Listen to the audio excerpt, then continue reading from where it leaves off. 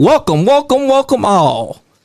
Tonight is a special night here at the Rinky Dink BS Podcast, Season 2, Episode 12.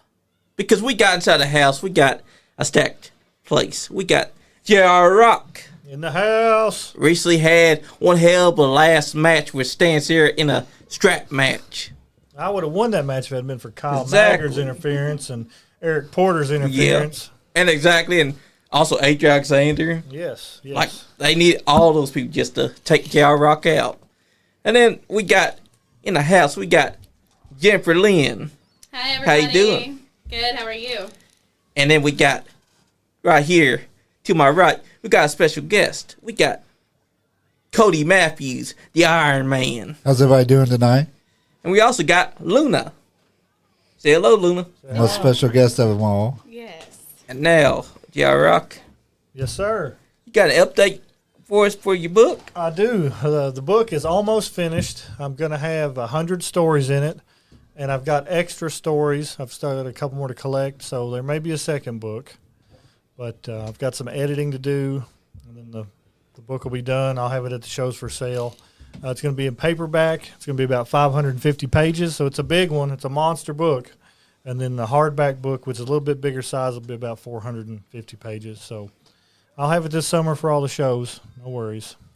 That's what I'm talking about, because you've been writing this for a while now, haven't you? Yes. And I want to thank everybody that's contributed. I've got some great stories. I've got stories from Del Bass from the 70s and 80s, from when he worked for Del Mann, worked with ICW. I've got stories from when Jimmy Walls broke into the business, when Bobby Blade shit his pants in the ring. I've got all kinds of stories in this book. You got also when Chucky Smooth shit his pants and someone gave him a spine buster? I do not, but I might get that for the second book. I've got a story about my first match in the business when I was teaming with Ice Train. I've got several Ice Train stories. Nice. That's a book in itself. Yes. As Ice Train stories. Yes, but Bobby Blade contributed a lot. Jimmy Walls, Terry England, tons of people. I think I had 20 people contribute to this first book. I have some stories from multiple sources. I have some stories that are so raunchy that they are from anonymous sources, so we couldn't reveal the names. Yes, so right. Good stuff. What's up, Crystal Brickman? She's tuning in right now. Now, everybody's been paying attention to social media here in the last couple of weeks. What about this Kentucky Wrestling Federation? Yes, we are apparently the talk of Kentucky independent wrestling right now. As you can see, I've got the shirt on. Me and my wife Jennifer have decided, since I've retired, we're going to start our own promotion called the Kentucky Wrestling Federation. We're going to be based in Frankfort. Probably try to run Thornhill. We're going to partner with a local Frankfort charity called the Wanda Joyce Robinson Foundation, which is Wandale Robinson's grandmother. So a percentage of all our proceeds of our show is going to go to that charity every time we have a show, no matter where it's at. But we're just excited to give back and have our vision of what we want wrestling in Frankfort to be like. We've already had tons of people reach out and want to be involved, want to come wrestle for us and work for us, so we're really excited. Heck yeah. Kentucky needs places like Kentucky Wrestling Federation because Kentucky wrestling's booming. Yes. People got to understand that. And I think that's a good thing. My plan is, for people who don't know who Delphia Richendaler is, she's a great female promoter in Kentucky. I'm going to try to make Jen the next Delphia Richendaler, hopefully. Nice. Wow. Following those footsteps. I got big footsteps to fill. That's true. But I believe that you could do it because you got this man right here helping you out. Yes, I believe we can. Exactly. And from what we saw, it's already got a great logo because looking at it, it pops. Yes, I've been working hard on logos. I've got, not this logo, I've probably got 10 or 12 other logos for backups, for flyers, other T-shirts for the future. Nice. So we're trying to have a diverse portfolio of logos. Heck yeah, because you already proved that you can kick ass. And now you're going to prove that you can, without a shadow of doubt, promote just as well as anyone else. Yes, we hope so. I've helped several other people run companies back when John Strange was running New Origins Wrestling. I was a big part of that company. Heck yeah. For those that don't know who John Strange is, he's the man that walks around with a plate for a mask. Yeah, he finally got a gimmick. It's about that. So Jen is here. She wants to make an announcement about the Kentucky Wrestling Federation. If you want to explain to us why we have Cody here tonight. Yes, we do have a big announcement. We have decided that the Iron Man, Cody Matthews, is going to be the commissioner of KWF Wrestling. Oh, nice. Yes, and I'm very, very, very happy and just super excited about this, and was so honored when they called me and asked me, and can't wait to get KWF going and showing that, you know, we can bring wrestling to Frankfurt and continue on what some other companies had started and they did really well at. But I think being a Frankfurt local, Jen being a Frankfurt local, and we've adopted JR Rock into the Frankfurt family. He's been there for quite a few years now. Almost 10. Yeah, so I was just thinking. I was about to say 11, but so, man, very honored and can't wait to get KWF out there to everybody. That's awesome, because if anyone could be a commissioner, it's this man right here. And I'm pretty sure that anyone got out of line, this man could put them inside their place. Yeah, if I needed to. I've slowed way down on the physical, and pretty much my in-ring time has come to an end. I got to enjoy, 24 great years. Teamed with JR the last 6 of those years, and we beat up everybody that they put in front of us. So I know we still can, but both of us we're going to focus on backstage and promoting and just bringing quality wrestling and a quality company. So I just so excited. Exactly. It sounds to me like people should be tuning in this fall, because KWF is going to be doing big things. We hope so. We're hoping for a September or October launch. And Jen has experience in promoting shows. She helped promote the biggest show that KEPW ever ran in Frankfurt. Nice. Tell us a little bit about that. I did. I helped get together a bunch of stuff for my boss. I was working at the Department of Medicaid Services, and my boss's daughter had non-Hodgkin's lymphoma. Yeah. And so we did a show called Headlocks for Holly. And with that show, I was going against the NCAA tournament in March. Yeah. And we ended up raising $5,000 Nice. for Holly. And we ended up having like 600 people, I believe, at the show. So what was the commissioner's name? Tim Gonerman. Tim Gonerman. Yeah. He came up to me and told me that I had more people buy tickets to that show than the WWE show or WCW, whatever was in the convention center in Frankfurt than they had. So we do have experience going forward, so we're really excited. We're trying to be very family friendly, helping with the community. We want to give back any way we can help to get our name out there and get people in for wrestling action. That's right. That's the way to do it, though. Wrestling has always been family friendly. It is. It's built on having families. And heck, it's going to give more kids heroes to look up to in the long run. Yes. Especially here in Kentucky. Frankfurt, Kentucky needed a company like KWF. KPW, great company. Those guys did a phenomenal job. EWA was there. They did a phenomenal job. So, we're going to continue on providing Frankfurt with great wrestling.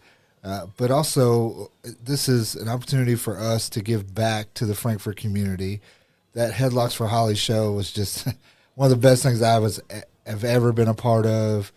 She was the most adorable little girl, and to see her face and her family's faces and her friends, and to also be the last big event in the Civic Center before they took it down was an honor as well, because I've been going to events there my whole life. ICW was there.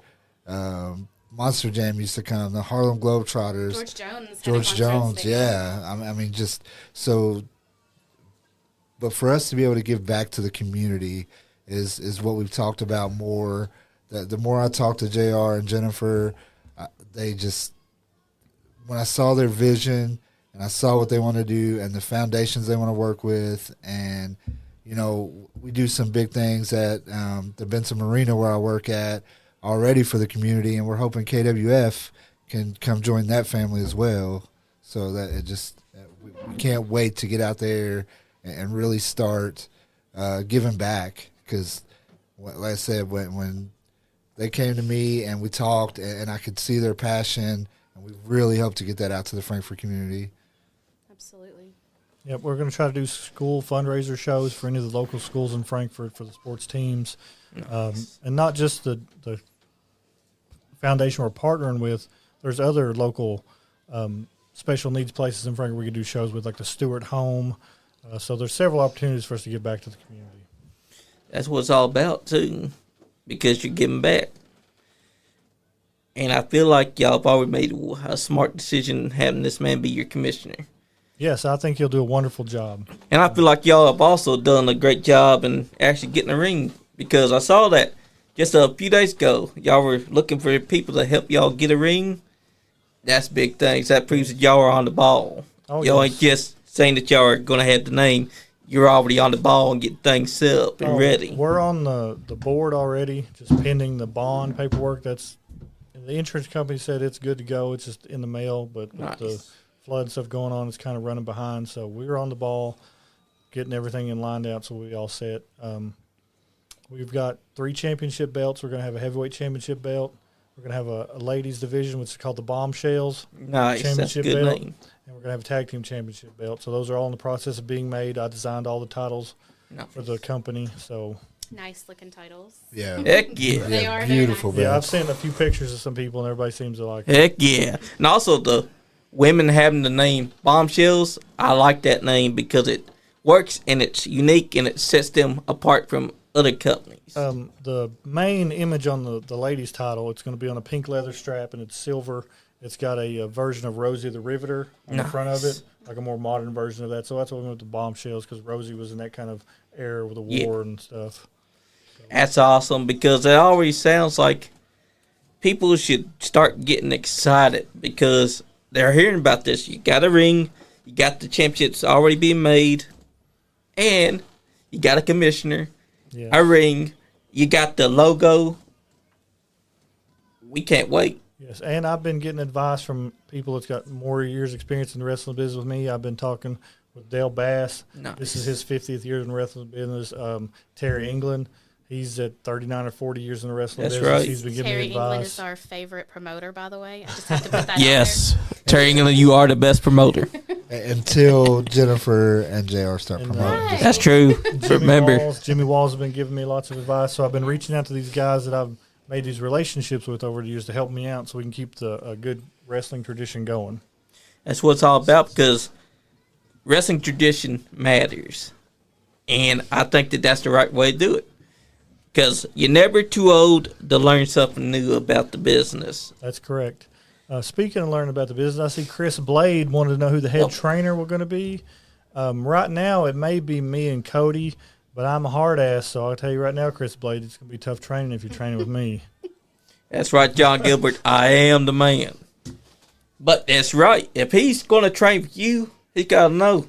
You're not going to just pussyfoot around. You're going to be hard on him. That's You're going right. I am to a make hard him ass work for for sure. it.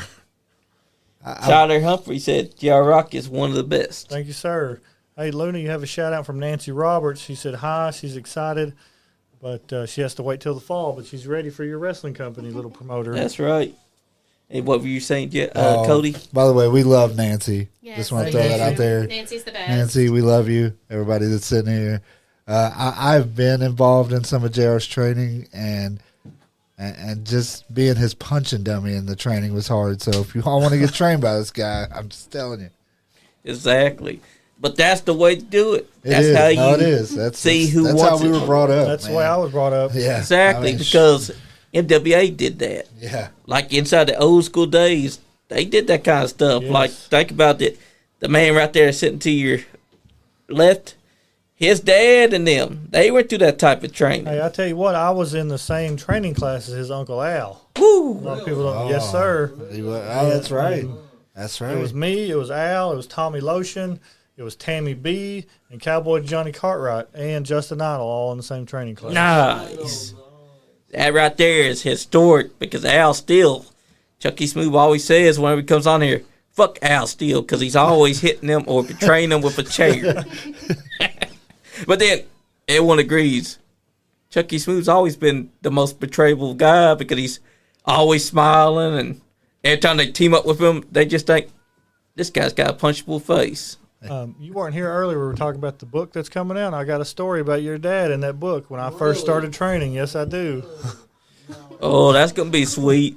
You're definitely gonna have to pick up that book that now. Could be sweet or scary. Yeah, That's right. that's right. Yeah, Because your dad was a really big supporter of mine when I first started with Danny Fargo. and he's still a big Yes, supporter he of always yours. has been. Yes, he has. Because every time that we mention J.R. Rock, Barry has shown that he loves J.R. Rock a lot. Yes, sir. He's a great dude.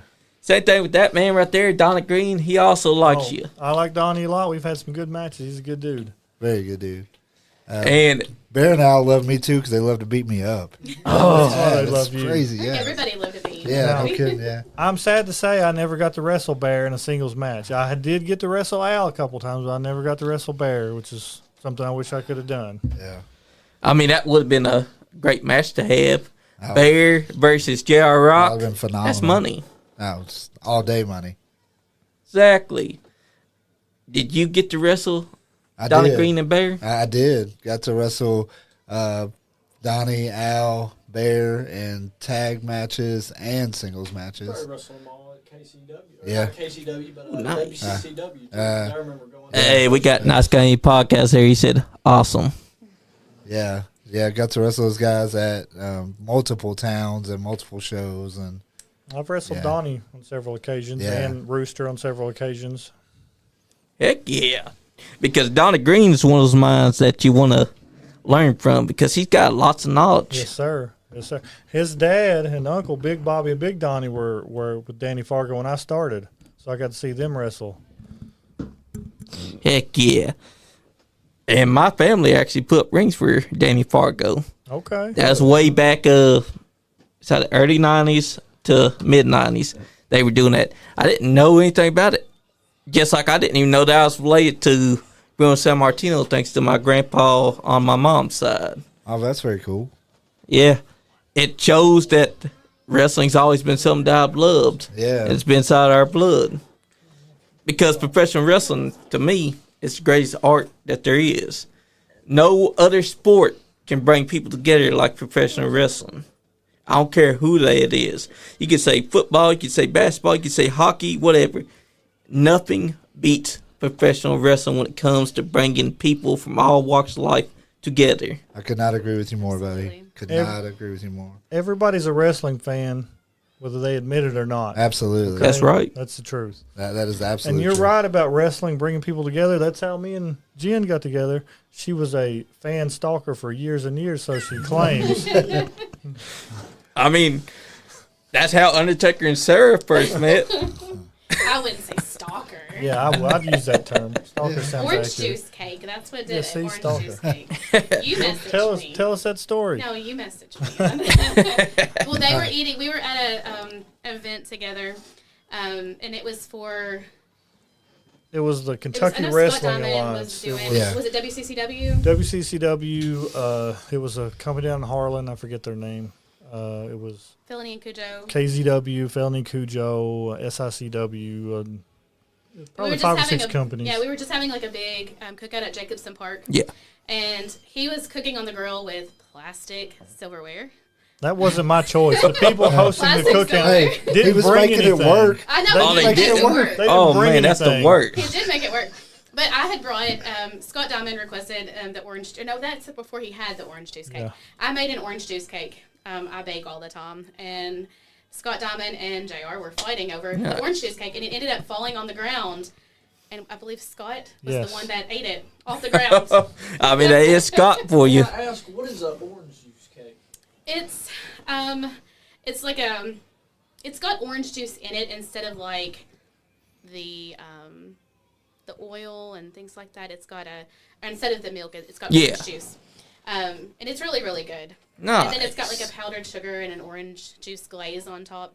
But they were fighting over that. And then we went to a show in Indiana at the arena. And then he messaged me one night, because we hadn't talked for a while. And he messaged me one night, and he was just like, orange juice cake. And that's where it's been ever since. And we've been together ever since. So the part that she's leaving out It was so weird that this cake was supposed to be for everybody, but it said "I heart JR" on it. I don't think that's true. Hey, that's one way to let JR know that you're trying to get to his heart. Right. Hey, shout out to Bobby Doss. He said, "Good luck. He'll help us promote Frankfurt as much as possible." Thank you, Bobby. We Yeah, thank you, appreciate Bobby. that. And he said he's Appreciate got to it. get We his love you, Bobby. new knee ready for a comeback. Awesome, Yeah. awesome. Sounds like he wants to get back inside the ring. That's fine. We're more than happy to have you, Bobby. You're always good. That's to me. right. Because it's never hurts to get learning from all walks of promoters. That's correct. It helps you to 100%. learn. And the thing about Bobby is he's so connected in Frankfurt. Yes. He's another guy that just knows everybody. Everybody knows him. Good, bad, or indifferent. Just like me, just like Jennifer, just like JR since he's been there. Frankfurt, is a small town. And when you know people that know people that know people, it's kind of how it works there. So to have somebody like Bobby on our side, that's phenomenal. That's how we got the convention center. Me and him work for the state, and so we were going to do it at my kids' elementary school. Yeah. But we had so many tickets that were already pre-sold that were wanting to go get involved with it, and then we had to get a bigger area, and we ended up getting the convention center. So we're really excited to give back. Frankfurt's a very loving community. Right now they're going through a lot because of the flood. And we're hoping that we can maybe do something to give back with that. Any way that we can help partner or get our names out there, we're willing to go for it. And Frankfurt's really come together on this flood because it's literally the worst I've ever seen. I've been in Frankfurt, been on the river my whole life, Yes. and this has just been awful. But everybody has come together in that town, and there's been no egos, there's been no politics. It's just, hey, neighbor, what do you need? I mean, people that you would never think that have come out of the woodwork. My dad still lives on the river. We have family that are on the river. We all have friends that are, down in apartments that are saying they could be out of their houses for a year. Yeah. And people have come out and said, what can we do? And it's been a crazy couple of weeks there, but I really think that it just shows that when we get KWF together, that it's going to be just one of those things that, like, all right, come on, let's do a wrestling show, and let's bring the community together, and let's get money to this cause and that cause. And none of us are rich people by any means, but rich with love is where I feel like we're going with this. That's right. And John Gilbert, yes, it did flood in Frankfort, Kentucky. It did. This is the worst flood since 1978. Yes. Yeah. It got to about 46 and a half feet. Yeah, all of downtown was underwater. Oh, yeah. The man. distillery. The courthouse, I was speaking to somebody today. The courthouse still has about 6 foot of water in it. So. Yeah, it's still closed. They're Yeah. putting off everything down there. Yeah. It's slowly coming together, and they're It cleaning is. up everything, Nice. but it's still going to take a while. And the Red Cross is here, and all these things are in Frankfurt right now. But yeah, it was a horrible flood this time. It was. I know that in Lexington, my cousin's basement was flooded. You couldn't get inside, but you couldn't move the door or anything because it was all water down inside there. Oh wow! So we had no idea if things were damaged or anything until Yeah. it finally clears out. I didn't even know that Lexington had gotten. I know. That's wow. Yeah. It just goes to show you, man. It's been one of those years that, and Mother Nature goes where she wants to and Yep. does what she wants to. And by the way, this video that's playing, this is a very young JR Rock. Yes, it is. From, I think it was This is how like I remember 2013. you. Yeah. Because when I Yeah. first seen you I think you came in with Stan or somebody, I was like, so he looks so familiar. And then they played one of your videos, like that's who that guy Yeah. is. He was so terrifying when I was a kid, man. Y'all have seen his last match with Stan Sierra at UCW. It was That pretty strap good. match, when he was taking that strap to Stan, you could hear Stan crying. I've done that to a lot of people over the years. Yeah. Yeah, me included. Well, I was there when he put you through the windshield. That Yeah, that's time. Oh, yeah. We always bring that up on the podcast. Yeah. We're like Jerry Rock and Scott Diamond. They pull up on Cody Matthews and put him through his own windshield. Yeah. That was Real before we glass? started tagging together. Yeah, Oh, Real glass. Now, are you going to start wrestling? Are you getting in the wrestling business? yeah. That was I'm gonna be my wanting next to. question. I've been trying to start working out and whatnot and watching what I eat. But, Okay. yeah, I'm looking to get in. Well, I'll go ahead and tell you right now, don't fool around none of these other guys. If you want to get trained, you come down to Frankfurt and you see me, and I'll get you to start your training. That's right. And you can bring Bear and Donnie Green up Yes, there sir. to Bring help. Bear down there. I'd love to have him. And also tell that girl on your podcast is walking around with that lady's belt telling everybody she wants to be a wrestler. Get her ass down to Frankfurt. That's right. That's right. Train if she wants to be a wrestler. That's right, because she says that she's been watching what she eats and she's been trying to get into What do you ring need for a shape. wrestling license? Just a physical? You have to get a physical, and Yeah. then they'll have to get, Physical get the license. promoter to sign off on that you're training with them. Exactly. And then you get the training that you need, because you don't want to go to any of these bad trainers, because there's a lot of bad trainers that'll tell you that they've trained. They haven't. They'll try to teach you some shit, and then you'll be going to someone like J.R. Rock and doing what they taught you. And J.R. Rock's going to be like, of you. exactly. That's a fact. Exactly, because a lot of these people that claim that they're trainers, they ain't good pro wrestling trainers because they never got trained. Yeah.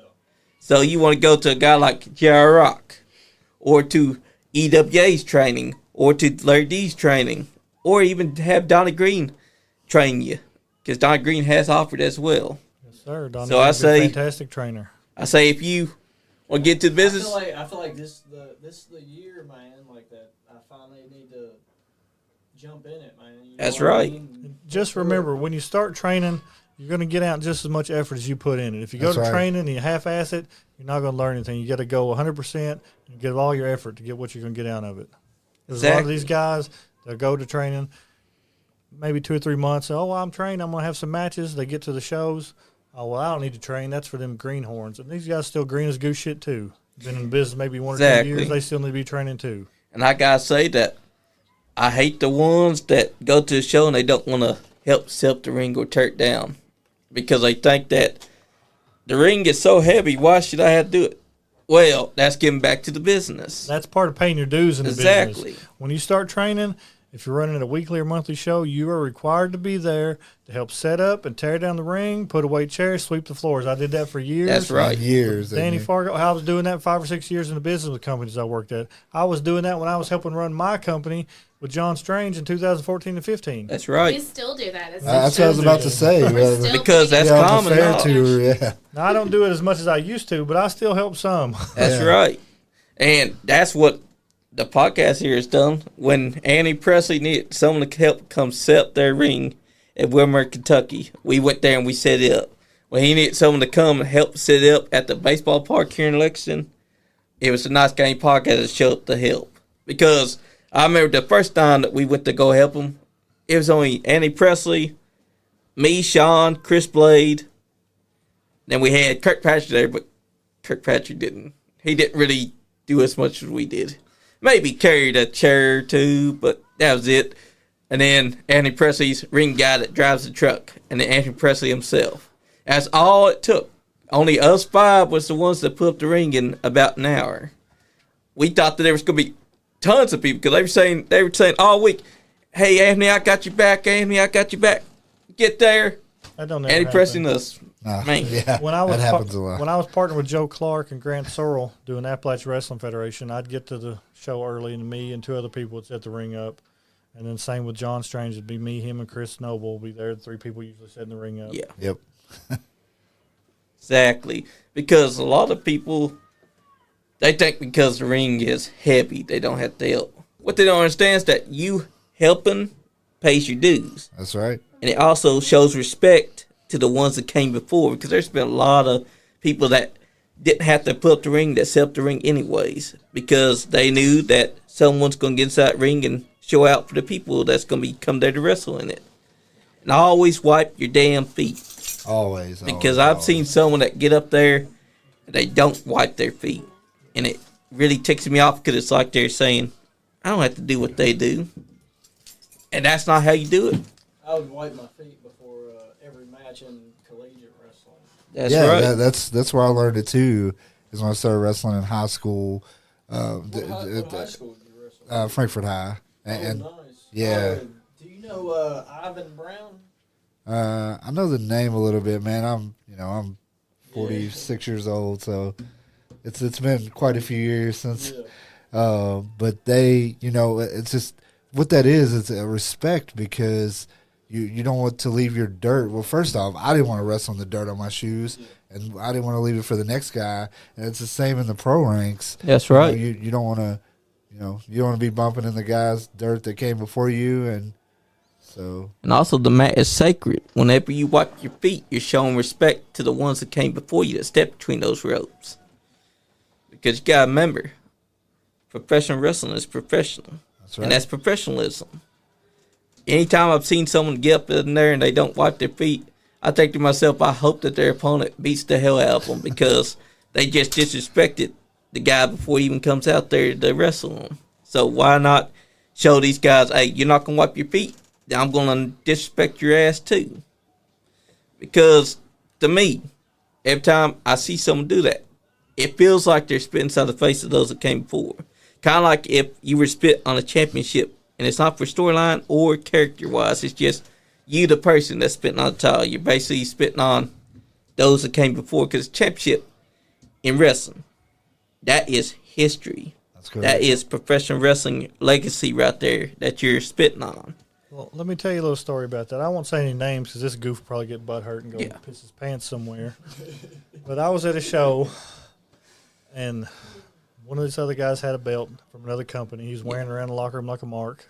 If you think I'm talking about you, I probably am. So guaranteed. The other mark comes up when the old dude lays the belt down and picks up and spits on it. Tuh, tuh. This is what you can tell so-and-so about the belt. And I'm like, what are you doing, dude? This is the locker room. It's just the boys. Who are you trying to work? You just make yourself look like a damn goof. Exactly. And it shows that you have no respect for the business to be doing that. Guys like that shouldn't even be in the damn business. Exactly. There's a lot of guys that have been allowed to get inside business that ain't got the training. And also, they think that they're owed something when they're not because they've not yet earned the right to do anything. Definitely. I see the Kentucky Wrestling Federation YouTube page is up. It's got 19 subscribers. It's got some videos on there, a couple of recent ones. A lot of them are older videos. Some of the videos are from when I was doing television for HCW. Nice. Like 2006, 2008-ish. I was doing the production for our TV show on WYMT, so some of those old videos are up there. Exactly. And looking at this is the match right here, Bmoney. Yes, this is the match me and Stan had at the Super Show. You see, Stan wouldn't have been inside this problem if he just come out there and to congratulate you. Instead, he came out there to run his mouth and tell you to pick his side. Hey, I can't say anything about Stan, even though we didn't have an agreement on that night. I love Stan Sierra to death. Yep. We are great friends and always will be, and that was a fantastic match. Hell yeah, it was. I just happened to get screwed by Kyle Maggard and Eric Porter that night. Exactly.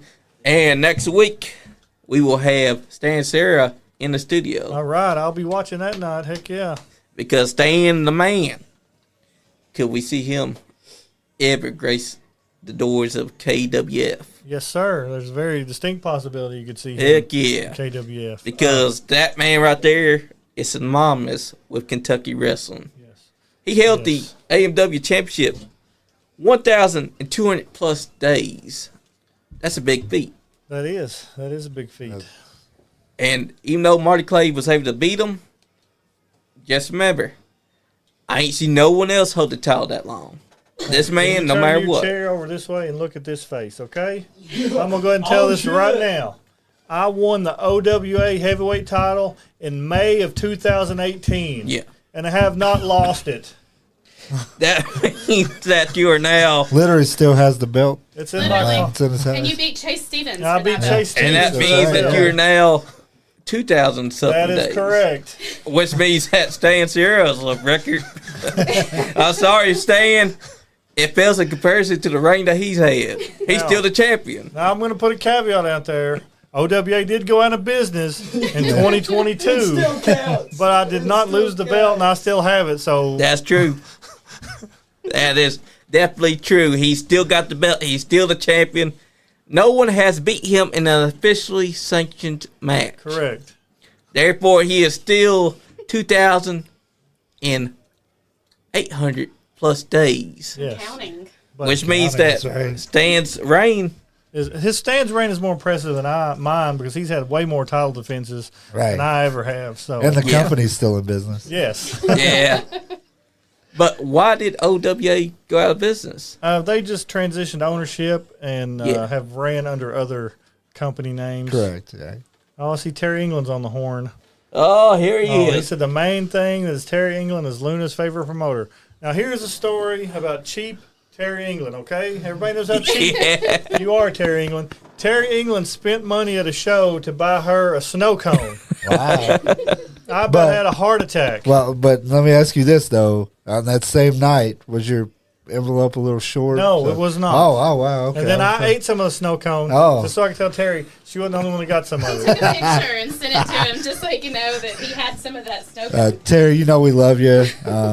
Anytime you want to send us some money, I'll send you my Venmo, my Cash App. You know, we're company trying to get started here, buddy. Yeah, they'll put you over. We are sorry for your loss, Terry. Very sorry. Absolutely. Yep. And we are here to support you in anything you need, brother. Absolutely. Prayers go out to you, brother. And on that same thing, while we were talking about him earlier, we'd like to send some prayers out to Anthony Presley as well.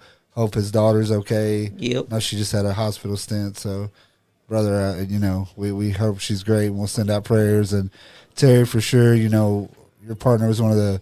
I can't say enough about all the times that at your all's company that you all take good care of me. So, we're sending prayers to you from up here.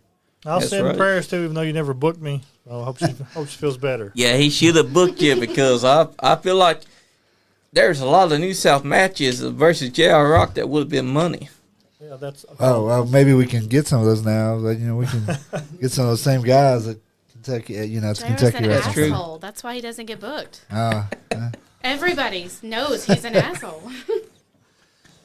but he's not going to be that way promoting. No, yeah. I That's will right. let Yes, him. I am. Yeah, He'll be professional. Yeah, all right. He'll be professional. We all know he's gonna be a professional asshole. I'm Yeah, going to be in professional. the back like Danny Fargo saying, come get your tasty sandwiches. Yeah. And the boys can get their $5 bill and their hot dog at the end of the night because the house was short. So wait Okay? a minute. That's That's right. Is this going to be a go see cricket and get a Yes. hot dog? So it's going to be go see Jen. Go see Jen and get a hot dog. okay, Yes, got it, sir. You know what? He learned sir. from Terry England as well. Yes, sir. If he's going to get them, they got to pay him $5 each for the hot dogs. Oh yeah, that makes That's sense. right. That's right. I say, get your hot dog. I'll just take it out of your envelope. That's right. That's right.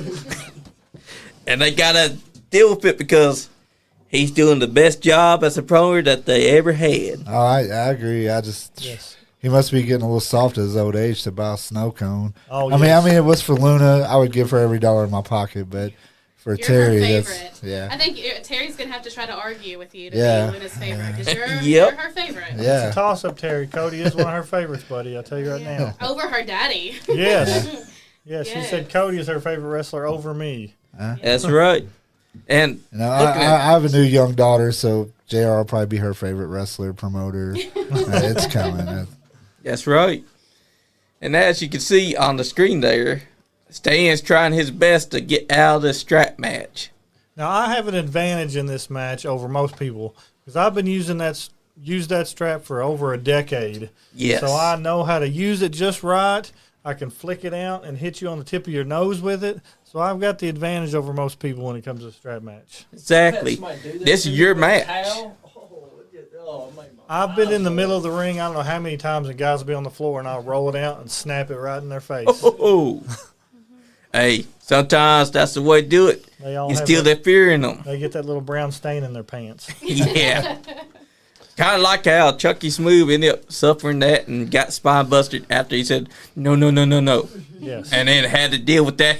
Goes to the back, takes off all his clothes like, I'm out of here. Yes. So if there's any wrestler that have left the brown streak after JR Rock did that, get to JR Rock and tell him your story for book number 2. Yes. More stories for book number 2. That's right. If I do a second book, it'll be next year. I want to get as much play out of this first book as I can. Heck yeah. Because that's the way to do it. Plus, a lot of wrestling stories, people going to be wanting to read these stories. Maybe Bmoney will be wanting to see what you have to say about his dad. It might be scary. Yeah. It might be okay too, but he's definitely going to be wanting to read it. But also, guys, like, do you got any stories on Crush Your Bones? Maybe a couple. Yeah. Tripping Balls just might be interested in reading that. Let's see. I've got stories about John Strange, how he first got into business. He told me that story so many times I put it in there. Got stories about the Macho Man with his run-in with Del Bass when he was interviewing him at a show. Nice. I've got a couple of Victor Bruiser stories from shows I was on. I've got a story about Cousin Jed. It's very funny Cousin Jed story. All the Ice Train stories are hilarious. Mm-hmm. I've got a story about Maria James cutting a promo on a promoter in Georgetown. It's absolutely hilarious. I've got several stories about people getting in near fights or fights in the locker rooms. Yeah. All kinds of good stuff. That's what it's all about. People going to be wanting to read this book and find out who was the people that was getting in near fights. Yes. Because, man, sometimes that happens. Oh, yeah. Like what's happening right now. This guy was using the strap on you. Yeah. Meanwhile, the referee's just standing there letting them do it. Yeah, come on, Anthony. Wayne, what's your problem? So, exactly. JR, the book's going to be available paperback, hardback, and digital. Yes, I haven't got the digital up yet, but it will be available. They'll all be on Amazon, and they'll be able to get it at my gimmick table. I prefer you buy it directly from my gimmick table for the hardback and paperback because I get more of the proceeds from that. That's right. Which they should definitely check out. And as you can see, he's got you up against the ropes and he's taking it over to the corner. But you're proving that you're smarter. You got the experience. You took your foot and you stopped it. Immediately slammed his head into it. I gotta tell you, when y'all were fighting, that felt like a real fight. Because y'all were slamming that strap into each other's backs, sides. Y'all were dropping each other onto the apron. And he was choking you with the strap even. Oh, yes. Yes. A lot of my matches are very physical. Some people say that I might be a little stiff. That's just them showing their softness. Because if they think that you're being stiff, you're just laying it in. Hey, I give everybody the prerequisite warning and disclaimer. That's right. Match, so it's all that's like with Chris Crow. He was in here Sunday night a couple months back. They said he likes to lay it in. They say that's stiff. He says no, it's just snug. That's right. I have a lot of people tell me that until we actually start wrestling. Then they change their tune real fast. Yeah, right. Yeah. Tell your story about the one that wanted the strap and then cried in front of me after he got the strap. I got a couple of stories I'll tell. So I was down. This story's in the book. I'll give you one of the book stories for free. Me and Cody were down at WCCW in Nicholasville for Santa on their last little stretch. And I'm wrestling Frankie Swamp Tower. I don't know if he's still around or not. I haven't seen him in a minute. Yeah, me neither. So he's like, well, let's go in here and we'll do this deal, and you start whipping me with the strap, and I'll no-sell it. I said, that's fine, brother. I said, you're more than welcome to give it a try. No selling. So we go in there, and I start lighting him up. He doesn't no-sell. He's selling big time. He's out on the floor, rolling around, crying like a girl. Just like the 16-year-old girls in the front row were crying. They were. And then the referee goes over to him after the match. He's like, you're crying like a little bitch in front of his wife. Which was true. It was true. Yeah, very, Except very the Rick true. He chimed didn't in. want that strap like he thought he did. Yes. Another story I'll tell you, talk about working snug. Now, everybody knows that when me and Zodiac wrestle each other, we absolutely beat the shit out of each other. Yes. So the guy I used to work with, he's been retired for a couple of years now, and he was Zodiac's tag team partner and road partner for a long time, named Sean Bain. So we're wrestling down at WCCW one night. He's like, well, I want to wrestle. Well, you and Zodiac wrestle each other. I'm like, are you sure, Sean? He said, yeah, I want to do it. I said, okay. So he comes in. He's got this leather motorcycle vest zipped up. We start the match, and I grab him. I'm just fucking pounding him, bam, bam, in the turnbuckles. One right after another, boom, boom, boom. I throw him out on the floor. He comes back in with the vest off. It wasn't a stiff match after that. He wanted to work a little bit lighter. He wanted it stiff at the beginning, but then after he felt it, he's like, oh, screw that. So that's how they work. Yeah, that's how. Hey, me and Zodiac were headbutting each other so hard in Frankfurt one night. We had a guy sitting in the crowd about to Yeah. throw up in his mouth. Yeah. Oh man, hey, that's the way to do I it. Though. told everybody about it afterwards. Yeah, she did. That's the way to do it, though. Whenever you're having someone that can match your energy, step the hell out of each other because y'all can take it. Y'all can understand each other when y'all throwing hands. Probably my biggest rival in my career and one of my favorite tag team partners in my career. Heck yeah, because Zodiac was our very first champion, which I'm proud to have up there. Yeah. Because Zodiac, he just recently lost his mask Yes. during He a did. Saw that. AMW Monsters Balls match. Yes. Now, when he unmasked, it shocked me. I was like, oh, God, because I thought they had it. But then Misery grabs him and slams him onto the thumbtacks, and I'm like, there's no way he's going to get the win, is he? Got the 3. And I'm like, oh, don't do it, Zodiac. So it's like, I'm a man of my word. Rips off the mask, and I'm pretty sure that guy sold me a car before with no motor. Yeah, he probably did. And Simply Rick said, some of my best matches are with Rock. Oh, I'll tell you a story about Rick Gunner once, all right? All We right. were wrestling one of the best promos I've ever seen. It was great. We were down in Jackson at the Armory. Gunner comes out doing his stuff. He gets on the ropes. He's a baby. I'm a heel. Yeah. He's like, where are my poor people at? Everybody in the building stood up and was cheering. It was fantastic. Nice. Absolutely fantastic. That's the way to do it. That shows that he was connected with the people. Yes. Man, it shows that you've had a long history with wrestlers. Yes. Who would you say was your favorite opponent Oh, fantastic. besides Zodiac? I can't say Cody's. I only wrestled him 2 or 3 times. Yeah. We just beat each other up a lot. And also That's what put him through a wrestling. windshield. Believe it or not, I would probably have to say John Strange. I had some Nice. damn good matches with John Strange in Georgetown when we were wrestling each other.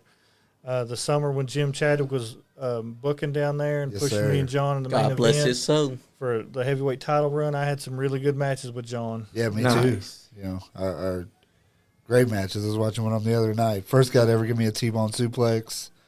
Just the guys.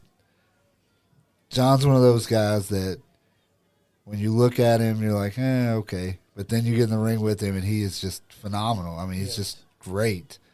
And then you talk to him for a few minutes, and you're like, God, this guy is, He's a retard. yeah, he's nuts. He's completely out of his mind. Hey, But then again, just as soon as that bell rings, Yes. John can go out there and go with anybody. And he'll take the hardest bumps, too. Oh, absolutely. Because I witnessed him taking one that kind of left me surprised because the match wasn't even something that could have caused that kind of bump, jumping off the ladder like that.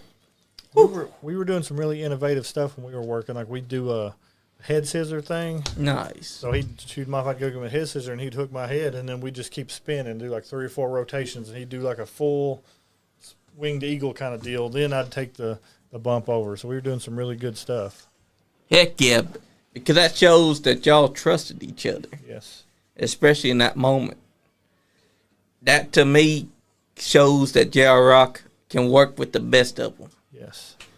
Who would you say was your favorite little wrestler that you worked with? Favorite little wrestler? Yep, someone that's not been as tall as you. Oh, I wrestled Kid Mac one night.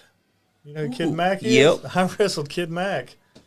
Would you say that would be your favorite little man match? He's the littlest person I've ever wrestled, so yeah. Heck yeah. Yes, sir. That just shows that J.R. Rock can work with the best of them. Yeah. And he went out on a high note. Cody Matthews, who would you say was your favorite opponent? I would probably have to say Todd Morton. Todd took such good care of me when I first started, and I was so green and so dumb and going out there trying to kill myself in other matches. And he was like, he went to Joe Bailey and he was like, I'll work with this guy because I was reffing 5 matches and then working Todd in the main event under a mask. Is that Yeah. BBW? Yeah, BBW, yeah, and he just took such good care of me, and and Bull Payne was another one, all those guys. But Todd, so we had those matches, and I didn't see him for a few years, and he came back and started wrestling again. We wrestled again, and it just so the guys that I've had the most matches with that my favorite. It would be Todd Morton for sure. But there's so many out there, man. There's just I could name names all day long of guys that have taken care of me, and everybody from the Greens to the Steels to Todd to Bull to I mean the list just goes on and on and on. But I just so fondly remember those matches with Todd and how he took a guy like me who knew nothing and would take care of me every night. Heck yeah, because it shows that he understood. Yeah, absolutely he did. And Kid Mac would be mine on the other question too, because nice. God, it was so much fun working with him because he listened so well. Because I've wrestled with other, and Kid he was great. Now, Kid can't wrestle anymore, but I'm going to try to get him down to KWF for some meet and greet and appearances. Yeah, that'd be great. Yeah, that would be great to see. Now, I would like to get back on the KWF track if we can. Yes, we I can. would like to hear from Jen. What is your vision for KWF, and what do you want to do with KWF? I just want to be a strong promotion within Kentucky. We do want to work with other promotions. If anybody's willing to work with us, we can swap talent. We can help do fundraising. We can do community outreaches. We just want to have a family-friendly show. Yep. We want to be involved. We want to bring wrestling, like the life of wrestling, back into the communities. Because I know some people think wrestling's fake. Yeah, they always use that F word. Yeah. But wrestling does give life to a lot of people. I know my daughter is an example. She has grown with several of the wrestlers. Cody is one of, like I mentioned, he's one of her favorites. She loves Cash Jackson, Brandon Wolf. Those are some of her favorites. But they make it a point to be involved with her. They make it a point to be involved with all of the children, and that's what we want. That's the kind of people we want to be involved with our shows. We want people that's family friendly. We don't want the nasty, language, the drama. We want to have a no drama zone. So we're hoping that we can do that and just have something that gives back to the community. That's our biggest goal, is to give back and to bring wrestling back to life. Exactly. That's the way to go about it. Yeah. Sounds to me like KWF has the right ideal. We do. What is your... Yeah, I was going to say, let's shoot the same question to you, sir. I'd like to have a legacy, and I'd like to be promote as long as Jimmy Walls has, as long as Terry England has. Have a lasting legacy in Kentucky as a well-known promotion. Heck yeah. Maybe even train some people up through our ranks that can go on and get signed in bigger companies. Absolutely. Exactly. That's a great ideal to have for yourself. I think you could do it. I hope so. I hope we can. Because it feels like you got the experience now. You got people that's helping you. They're teaching you. You're learning. I think that you're going to go as long as Terry England has went, as long as Jim Walls has went, and as long as Andy Presley had went. Because now AMW owns New South Wrestling. Yes, that is correct. Which means... we also got to throw the MWA in there. Yes. Chris Yeah. Hayes, yes. Yeah. Love MWA, which we're watching Jim and Jen Chadwick on the screen. Former MWA guy. Yeah, that was Fargo first, correct? Yep. And then he sold it to Chris. It was Del Mann. Yep, Del T. first. Mann. Okay, He sold it to Fargo. okay, and then to Chris. I think Fargo sold it to the Parkers. Then the Parkers sold it back to Fargo. Yep. Then Fargo sold it to Chris Hayes. Oh, wow. Yep. I did not know that part. I was there for all of that when that happened. Okay. That's right. I'd heard the Del Man thing, but nobody ever confirmed it. Yes. So And Del T. Man was a big man. Yes, sir. But that's the great thing about MWA. Even though it's been gone, people still remember it. Oh, absolutely. And hopefully we can get Dirty Chris out of the house to come down to a KWF show. I mean, we did get him out of the house to come onto the I know you podcast did. last year. That's why I was throwing it out there. So maybe, Chris, if you're not doing anything, maybe come out of your house and come down to KWF and check it out. You never know. You might end up liking it and catching that bug again. Because we will be working to get him back into the studio later this year. Probably about the same time as we did last year. the summer of the NWA. I talked to Chris Hayes on the phone not too long ago. I want to get some stories for the book from him, so I'm hoping to get back in touch with him. Heck yeah. Have you talked to Playboy Scott Hayes? I have not. I don't have his contact information, but I did have Chris's. Hey, we had a guy that claimed to be a Patriot, but See that picture right there, Bobby Blade and that Roddy Piper? Yep. That's the night that I actually transitioned from wrestling in tights to a kilt. nice. And that whole story about how that took place is in the book as well. Heck yeah. And looking at Jim Chadwick, he's had a lot of looks over the years. Yes. Oh, wow. There's one manager that will always be the greatest Kentucky manager in all time. Absolutely. It is I Jim agree. and Jim Chadwick. No offense to anyone else that's been manager. Jim and Jim is the offense marquee. to everybody out there that is managing. That's right. Jim Chadwick is the bar for managers in Kentucky. That's right. And also, he is the only manager to be inducted into the New South Hall of Fame, because they made it a point to make sure that only Jim and Jim got that distinction. And right there is what inspired me to start wearing my sequins. That look right there is with the gold shiny jacket that he's wearing. Also, he wore one of these before. Well, I guarantee no matter what he's got on the outside, he's got a pair of pink socks on underneath. Yeah. That's right. Guaranteed. That was his thing. And also, guarantee they always had his kendo stick with him, too. And a lot of people don't know, but Jim Chadwick is the guy that got me in the wrestling business. Nice. He's the one that got me first started when I was doing backyard wrestling.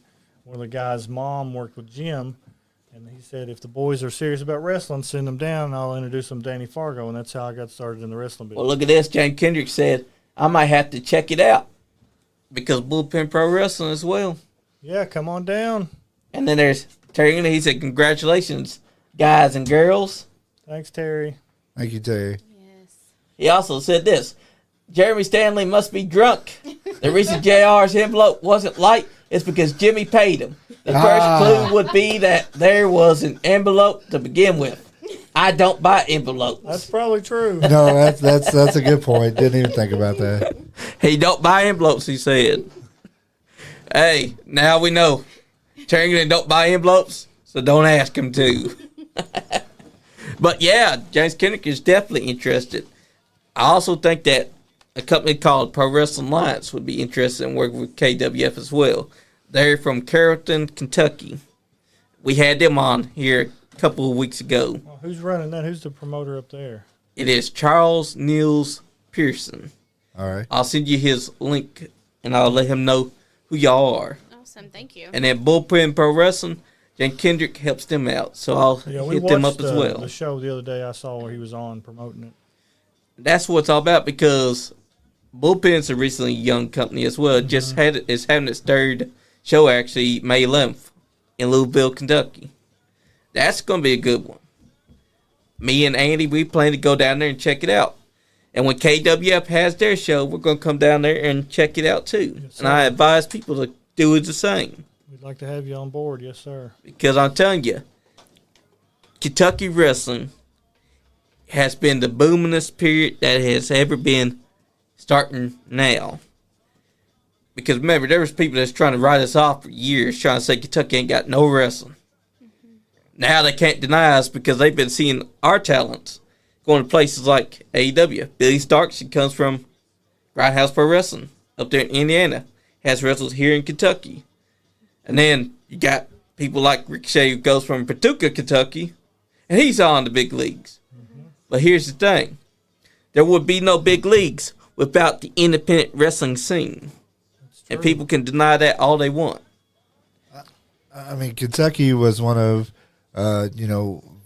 Jerry Jarrett and Jerry Lawler's. They ran Louisville constantly. They ran Lexington constantly, and that's that company ran for 50 years. Exactly. Kentucky's always been a hotbed for pro wrestling. You're right. There was a few years ago, everybody said Kentucky wrestling was dead and oversaturated, and this group popped up, and that group. You know what? Look around you all. Those groups are gone, and the strong group survived. And there's so many great promotions in Kentucky right now. So much good wrestling, and again, to be back a part of Kentucky Wrestling Federation. to hopefully get very, very soon. Sorry, you all. Love everybody out there. Everybody knows I do, but y'all going to have to compete with us now. That's right. Yes. And it's healthy competition, which helps all of the promotions do good. Yes. And if someone ends up slacking, well, that's on them. They got to understand this can be a healthy competition. That's going to help all promotions grow. I can't wait. We're all very, very excited. Everybody that's been reaching out to us, we're excited to have you all on board. In the coming months, we'll start releasing names of the people that's going to be on our first show. Can't wait. Our first show is going to be an 8-man single elimination tournament for the heavyweight championship. So in the coming months, we'll start having releases of each individual member of this tournament. Probably have some promo videos from each guy. So we're going to try to get it hopped up, and it should be a really good tournament. We're going to have a lot of great guys in it. So we're hoping it'll be a good turnout for the first show. That's what I'm talking about. And it also gives folks something to look forward to because it's going to be a tournament. Yes. And that's going to go from there because you got all those championships already ready. Yes. I think people need to start tuning in because here soon, KWF is going to be announcing things that they didn't think would be possible. Yes, we've already got on the YouTube page the KWF theme. Thank you, Jizzy Rizzy. He also did the theme for New Origins Wrestling. We were promoting that. It's an original piece he did. It's called Win Tonight. It's the KWF theme song. So if you get a chance, hit the YouTube and check that out. And hit the subscribe button. Right here. Yes, like and subscribe. Yes, that's it right there. KWF theme by Jizzy Rizzy. Win Tonight. Well, Yes, let's do a everybody little like slip and of it. subscribe. We want as many subscribers as we can.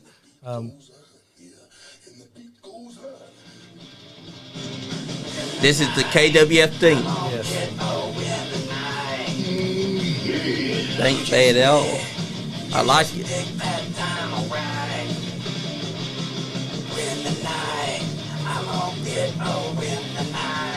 That's right. This is the KWF theme. You can go onto the KWF Kentucky Wrestling Federation YouTube right now, and it's the first video that you will see. It says KWF theme Win Tonight, posted 5 days ago. Only 2 minutes and 9 seconds. Hell yeah, that's a awesome theme song. Yeah. Thank you, Jizzy Rizzy, again for doing that. Heck yeah. That right there is a damn good theme song if I ever heard one. And I can't wait to watch it and also be a part of it. Yep. All of our shows we're going to film and we'll put on our YouTube page so everybody can see snippets of it. We probably won't put the heavyweight championship matches on there because that's what we want people to come to the building Exactly. to see. But we'll have other matches and promos and all the typical stuff you see on all the pages on there. Exactly. And right here is you and Marcus Johnson at a fair show, I think. This is at the County. Garrett County Heritage Tobacco Festival. Nice. They have every year. The ring's set up right in the square in front of the courthouse. Nice. See, that's what it's all about. Having wrestling right there in front of a courthouse. They can't deny wrestling has a cultural impact on everything. Oh, yeah, especially in this area. Oh, absolutely.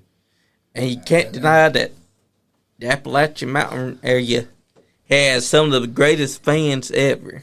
Oh, yeah. And so does the Frankfort, Kentucky fans, because when I was going to KPW, they showed out. They made sure their voice was loud. Always. They do. And when I met Austin Diamond back in 2022 at a KPW show, he was doing the ring announcing for the show. Me and Andy spoke to him. We didn't even realize that this kid was younger than us by a lot. He was 16 at the time. Me and Andy's talked to him and got to know who he was. And then we spoke to Scott Diamond. One thing led to another. We brought both of them onto the show as the first time that father and son got to do a podcast together. Oh, that's phenomenal. That's really cool. That's really good. It was. And I remember when Austin first started training up at KPW, I tried to give him some advice and help him out. So I give you some more advice, Austin. Keep training, get your head on your ass, and put in some effort. do you still help give him some advice? I just did. That's right. Austin, if you want to grow hair on your balls, why don't you go to J.R. Rock's training school and learn a thing or two from J.R. Rock? But only time will tell if he actually does. That's right. Oh, another thing, Austin, where are you at? Caverna, open invitation Exactly. for you. Stan had to step in because you didn't show up. I had the open challenge. I didn't see you nowhere. Yeah, you only accepted the challenge here on the podcast, but you did not go to the actual show itself. He was waiting all that time. Want to fight Scott's flesh and blood to teach him a lesson on what you do. You chickened out, Austin. So Stan had to step up for you. That's right. But that's how it goes in wrestling. If one man don't come to do his job, the other guy's going to do it for him. That's right. Oh, a shout out real quick. Tomorrow night in Danville, EWA will be having a show. I'll be there. I'll have a merchandise table. Same here. I'll probably be in the back helping out doing something. So everybody come out and support EWA. Speaking of EWA, somebody was inside a Easter Bunny costume a couple years ago.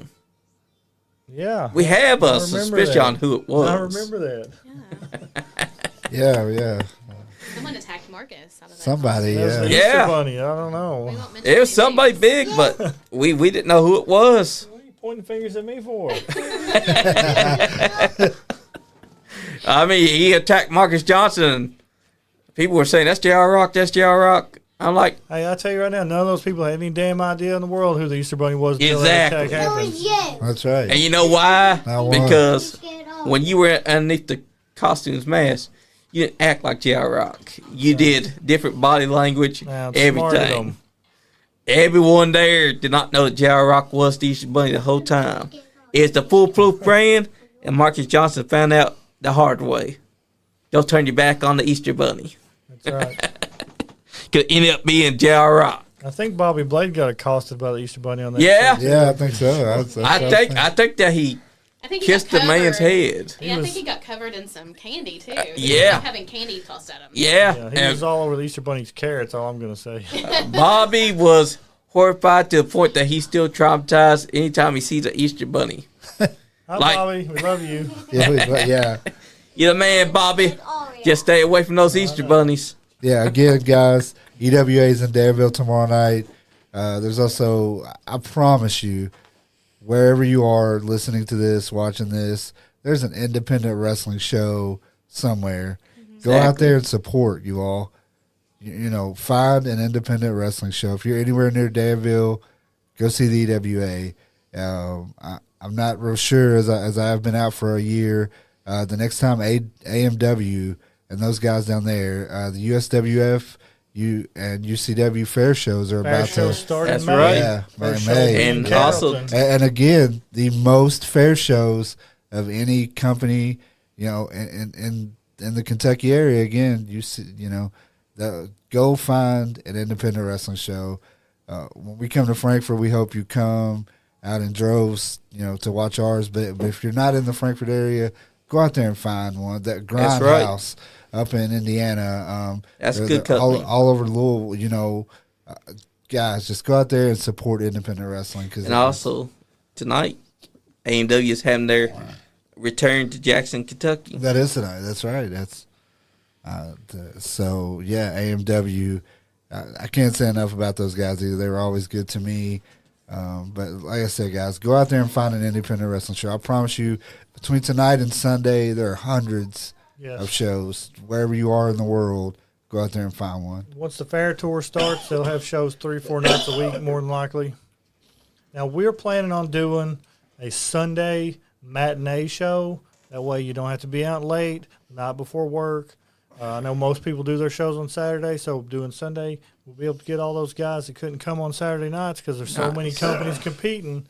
So we're going to try to do a Sunday 4 or 5 o'clock bell time show so everybody can come, have a good time, go home, get in bed early. Exactly.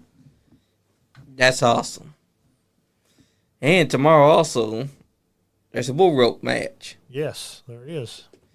I'm looking forward to that because we just witnessed a strap match. So a bull rope match Hopefully they can will also be compete. fun. But will it live up to what J.R. Rock and Stan Sarah did? Well, we hope so. We'll see. I hope it does. Because if it does, that'll be great. But if it lets me down, I'm going to say right now, best strap match was UCW Converter Super Show back in March 15th, 2025. The Blue Rope match has a long task ahead of itself. Party Mike, Creed Costello, y'all claim y'all hate each other? Well, let's see y'all tear each other up like he did, Stan Sarah, and Stan did to him. Just saying. One more time, who's in that match tomorrow? It is Party Mike Howard versus Creed Costello, Bull Rope match. And they've hated each other so much that over the course of 2024 to now, it's come to this. Bull Rope match, they got to prove who's the better man. But if it don't come as close as J.R. Rock and Stan Sarah, I'm going to call it now. Best strap match there is J.R. Rock, Stan Sarah, UCW Converter Super Show, March 15th, 2025, which you can still catch on the YouTube and on the Facebooks. Yep. Go check it out. But tomorrow night, you got a chance to witness a bull rope match. You also got a chance to watch a 20-man rumble. Yep, 20-man battle royal. I heard you might be able to see the Nippler in the battle royal tomorrow night. You never know who's gonna show up. Last time we saw the Nippler was at a Scott Diamond's birthday bash back in early 2023. He came in there and he got a lot of people with the nipping. He's creepy. Yeah. Very creepy. Exactly. He had Parman Cam running for the fences because he was taking the plunger and trying to jab it up there. That's right. He lets them have it, that's for sure. Exactly. But you'll never know if he'll pop up because the Nippler tends to pop up anywhere, any place, wherever he feels like. And that's huge. If he does show. So when you come to KWF, you'll see Jen at the front of the house. She'll be taking tickets, helping with concessions. We're going to have a merchandise table with T-shirts, the books, pictures, all the works. You'll see Cody out front in the ring doing whatever commissioner business he's got to take care of. I'll be in the back. You may see me around just doing whatever. But Heck yeah. we'll all be there. We hope everybody can come out and support us. We're really looking forward to this. Yes. Absolutely. Have y'all been able to find any producers and camera people to help you out? I'm good, So thank you. my background is a bachelor's and master's Yeah. degree in electronic production, video editing. So I'll be doing all the video stuff. When New Origins had a Roku deal, we had 3 cameras. I was the head of the production team. I did all Nice. that. When HCW had a TV deal with WYMT, I did all the video editing for that. When the UWF had a YouTube TV, I did all the video editing for that. Heck yeah. So I'll be doing all the post-production work, all that stuff, doing most of the designs for the flyers. We're going to have a hard cam with a headset set up. We're going to have one mobile around the ring cam, and we may have an over-the-top cam like we did in New Origins. So we'll have a Nice. 3-camera setup. You see, he's more than just an ass kicker. He's also an Educated. intellectual. That's right. Oh, and as far as background producers and stuff, they're JR and myself will be there, and then from what I understand, there are talks with some really good people to help out in the locker room. So Heck yeah. I mean, that's the way to do it because if all y'all come together, KWF is going to be the place to go to. We hope No so. offense to everyone else. We hope everybody wants to come and be a part of KWF and see all the exciting stuff we've got going on. Exactly. When I saw the logo, I knew that was going to be big because that logo is fire. Thank you. Thank you. I'm glad everybody likes it. That right there proves that y'all already knew what y'all wanted to do. That y'all already had the ideal right there inside the back of your mind. And it just came to be. Well, this was probably the 4th or 5th version of the logo when I sit down and started designing logos. Nice. Yeah, Came when up we with this one. did it, it was like, oh, that's it. Heck That's the one yeah. that we want. But we do want to say thank you because we've had so many people reach out to us, me especially, when we first made the post. I shared it, and there's been people from Texas, New York, Baltimore. There's been so many people from all over, from promoters to wrestlers to managers, people to volunteer Referees. service for security to reffing. We've had so many people that's reached out to us, and we're so thankful. So we're just ready to get in and get started as soon as we get legal and on the board. We're just ready. So be ready for us in the fall. That's right. Be ready for the fall. Because you're going to be seeing more KWF. I believe it. And plus, you're going to have lots of talent, too. We are. And if Bullpen Pro Wrestling and companies like Pro Wrestling Alliance also lend hands, we'll be seeing KWF maybe invade one of those two. You never know. We're open to that. We're open to working with other companies. We're open to getting like volunteer communities, anything that we can help do to get our name out there to help make wrestling better, to get people involved in wrestling. We're willing and able to do whatever. So, and that's the right thing to do, too, because it helps to get eyes on you. yes. And I think that people, if they ain't ready yet, they need to be. Yes. Because very you never know. quickly. It's going to come by a storm. Well, it's happened so quickly for us. Like, we came together and we're like, oh, well, we're going to do this after his retirement. And then it's just like been boom, boom, boom, one thing after another. And then here we are. We're almost ready to just hit the road running. And we're excited. Heck yeah. You were saying, Cody? I just was saying that it's gonna say Jen took the words right out of my mouth that it's coming just as soon as they call me, and then speaking to both of them, they were like, we're getting calls and messages and tech, just everything. Everybody wanted to be involved, and we can't wait. And we absolutely want you guys involved. Nice guy Heck yeah. podcast, bro. We'd love We to have you. definitely want to be Yeah. involved. And John Gilbert, you're right. He said, going to have to get you down here to Texas Superfly because there's some good promotions up there, too. Absolutely, There there are. is. Yeah.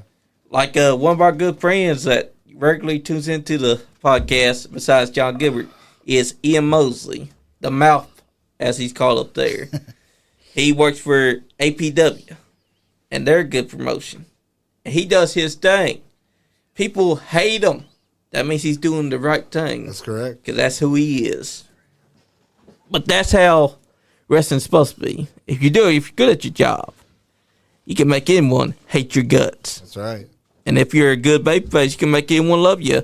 But I have to say, I prefer being the heel because the heel can do whatever they want to get those people mad. Babyface has to stick to the script. Has to be cookie cutter. Has to be so babyface that he can't say anything else that would get those fans to love him. That's right. It's a hell of a story. Can I chime in on that for 1 second? Yep. All right. I was at New Origins Wrestling, and as far as being a good heel and a good baby face, Yeah. I got the same lady to cheer and motherfuck me in the same sentence. Oh. I hadn't been in New Origins for a while, and me and John Strange were running Irvin, and we Yeah. both lived there, so we were running as a babyface tag team. I hadn't been there in probably 7-8 months or longer. So I come back in because John's getting beat down. Yeah. As soon as I come in, the lady in the crowd goes, "Yay!" And I clubbed John in the back, and she goes, "Yeah, you motherfucker!" She wasn't expecting you No, to no. go heel on her. No. Love it. Well, speaking of Vanna Hill, can you tell them the story about you in Owensboro when you made the lady okay. who hates the heel there, like, love them? All right, so I went down to wrestle for Big B Pro in Owensboro. Yeah. I've never been down there before. And I had a couple of these jackwagon guys that wrestled down there and didn't know who I was. We're like, well, who's this guy? Blah, blah, blah, blah, blah. Couple of jack Yeah, legs. so this guy who was helping run the locker room was being a dick. He's like, well, how long have you been wrestling? I told him. He's like, well, if you've been wrestling that long, I'm sure you'll figure it out.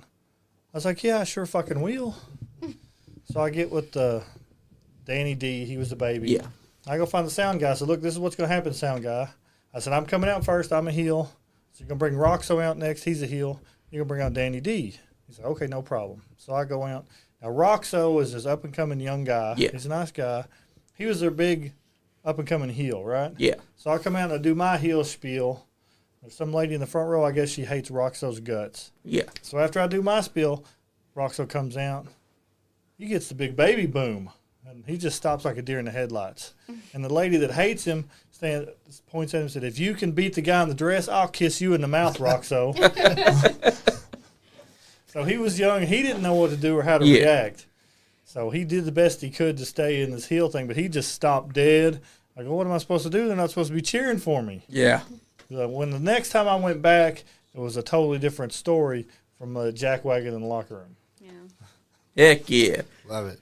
They finally got to figure out that you were telling the truth, that you have been wrestling for a long time. Yes. A couple of jack legs. And that's what I tell all these young guys. I'll tell you, too. When you go out there, you want them to be loving you or hating you. You don't want to come out and them sit on your hands and not give a damn Exactly. about who you are. Because if you do that, You're not going to get a push. You're not going to go anywhere. But if you go to these shows and people are cheering you or booing you, other promoters are going to see you. Like, that kid's got something that we can use, and they'll pull you onto their show. And then another guy will see you, and he'll pull you on your show, and you'll be working everywhere. Exactly. And you don't want to just be someone that's caught like a deer in the headlights, like the guy did. Mm-hmm. You want to try and switch up. If the fans are cheering you, go with it. If the fans are booing you, even though you're a babyface, go with being a heel tactic that night, because that's how you get the fans back into it. Because if you just stop and you're like, what are we doing here? They're booing me. And you just stand there and the fans suddenly turn on you. Guess what? They're not turning on you because they're wrestling your character. They're turning on you because they see that you're a dumb fuck that just stopped and said, what are we doing here, guys? Yep. Two of the guys that's inside the ring, that's like, oh, Lord, can this dumbass get back in character already? And for a second, that's what happened to Roxo, because when he came out and got that big baby pop, he didn't know what to do because that had never happened to him. Yep. He'd never been out healed before. So he was like, oh, shit, what am I supposed to do now? I'm supposed to be the bad guy.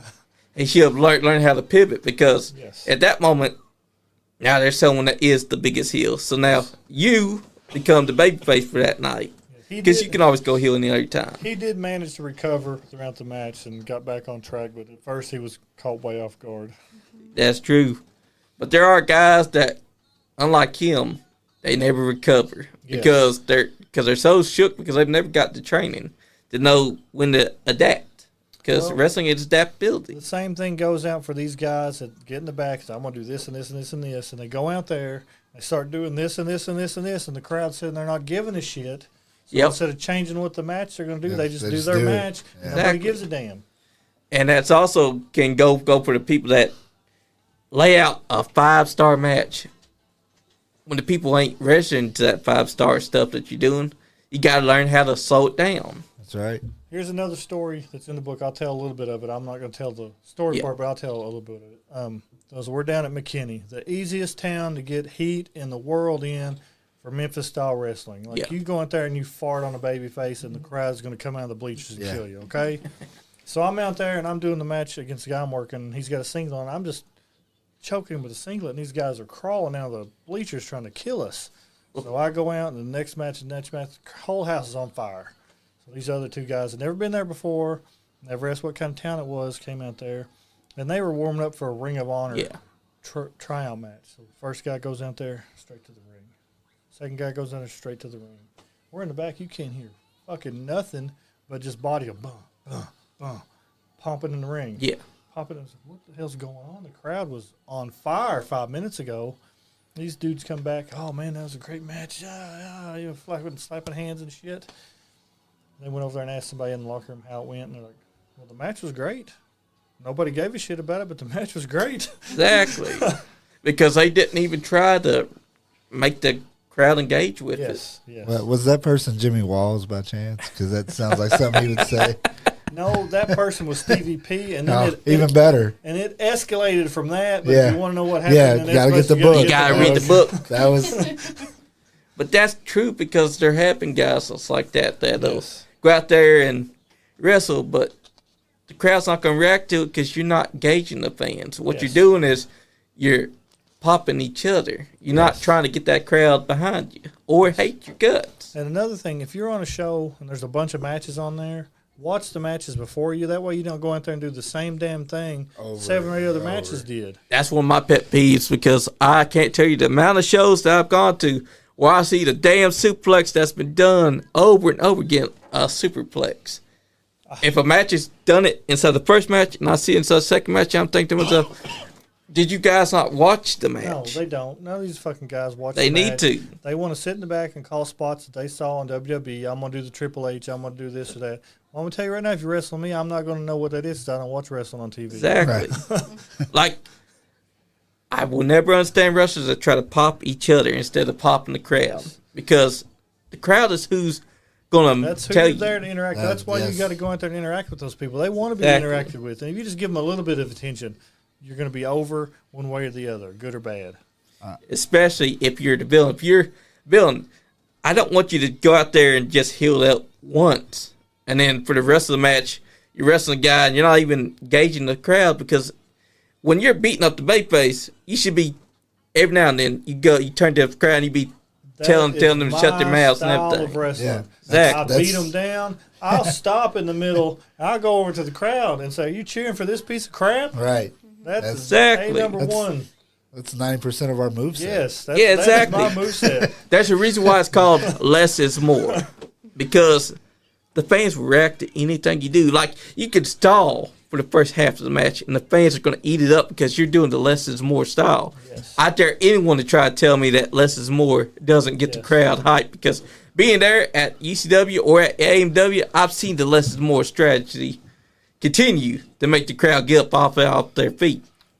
So what I was talking about, not doing the same thing that everybody else does. Yeah.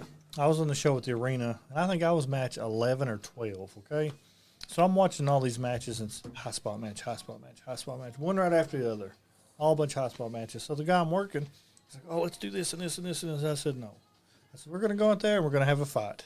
So we went out there and we beat the shit out of each other and gave them a different match that they hadn't seen 10 times already, and the crowd was into it. That's right. First off, I know you were already mad because you were match 11 or 12. Yes, I was. And it was, yeah, so. And we were there right. all day long. Yeah, right. Oh, It was man. a long Yeah, day. been on those. So, let's get back to the book for a minute.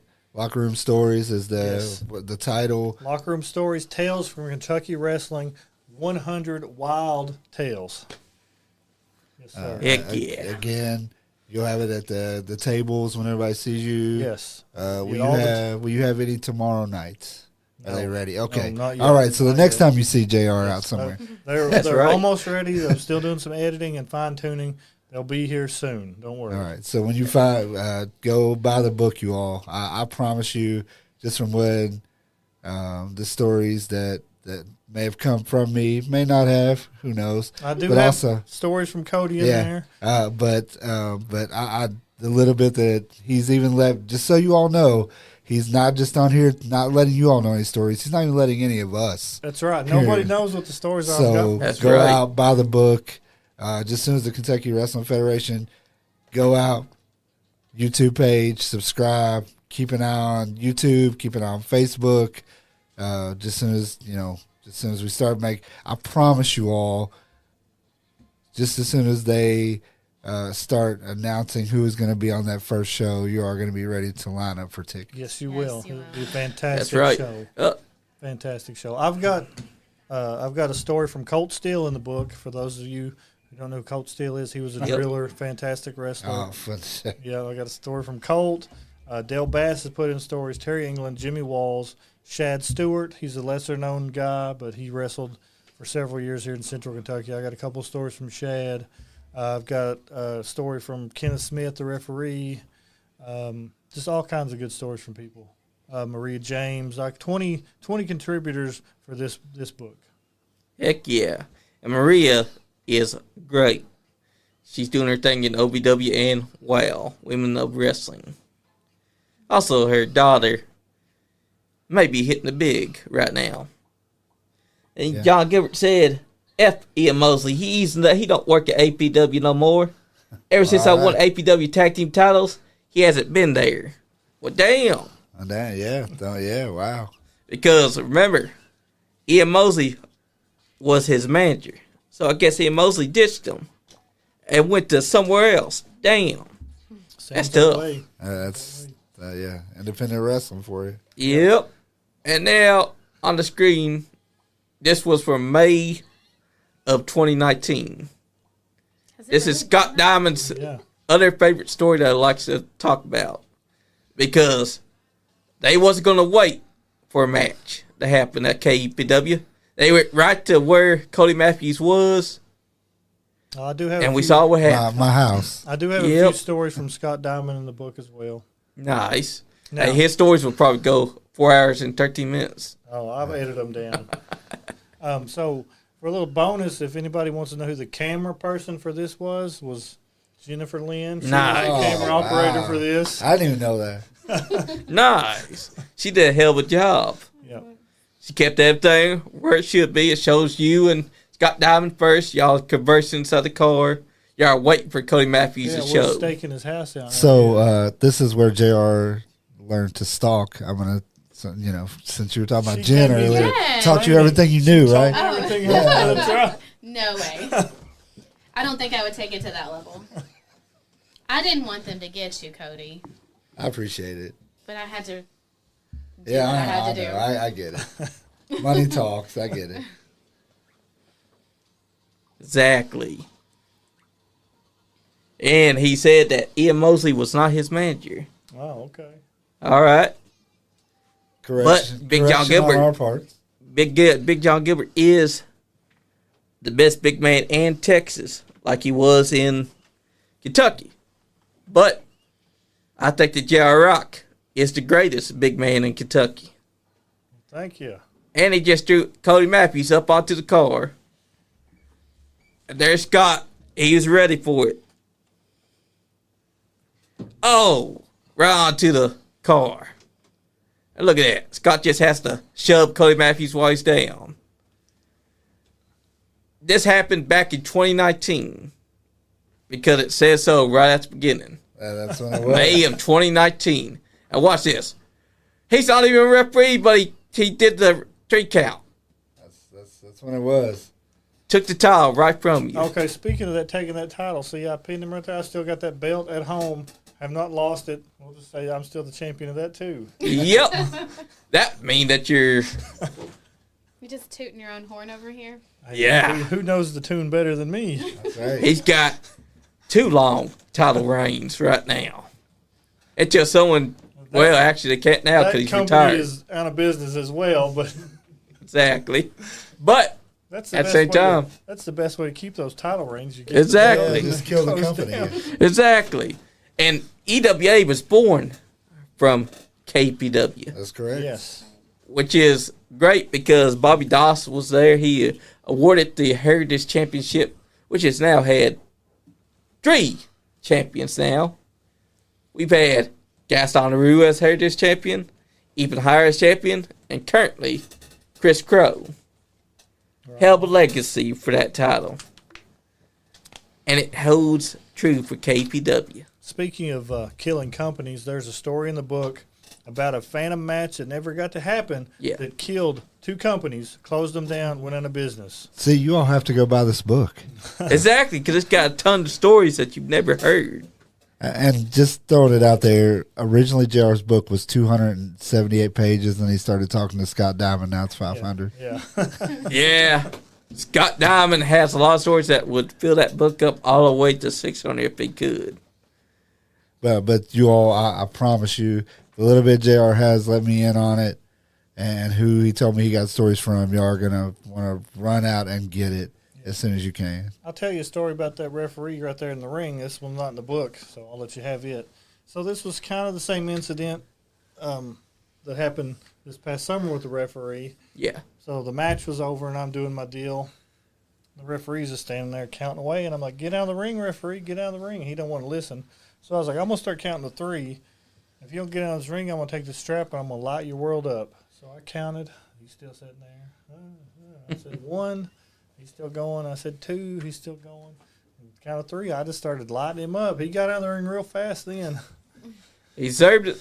That's that Derek kid, right? Yes, and we get to Yeah. the back. He's talking to the booker. He's like, "Oh, such blah, blah, blah, got beat up." And he's like, "Well, what happened?" And he told him. He said, "Well, next time do what you told, dumbass." Yeah, exactly. Well, let's talk about these furs for a minute. That is a And fur kilt I used to Yeah. wrestle in. I handmade that and the leather gauntlets that I have on in that match. Nice. That's awesome. That means that you made your own gear. Yes, I had a pair of boots that I did too. I blew the bottom out of those at a match in Indiana. But that is a buffalo, moose, rabbit, and skunk fur. Heck on yeah. that kilt. Leave it to you to be the oddball. See, I got the skunk in the back of Yeah, the butt see. flap. I mean, that's a hell of a look, too. And that referee should definitely listen when you tell him to get out. He got to feel what the strap feels like. Now that guy doing ring security right there is Dominic McVeigh that used to wrestle at TCW. Oh, yes. Now I remember him. Yeah. Hell, he hardly looks like he did.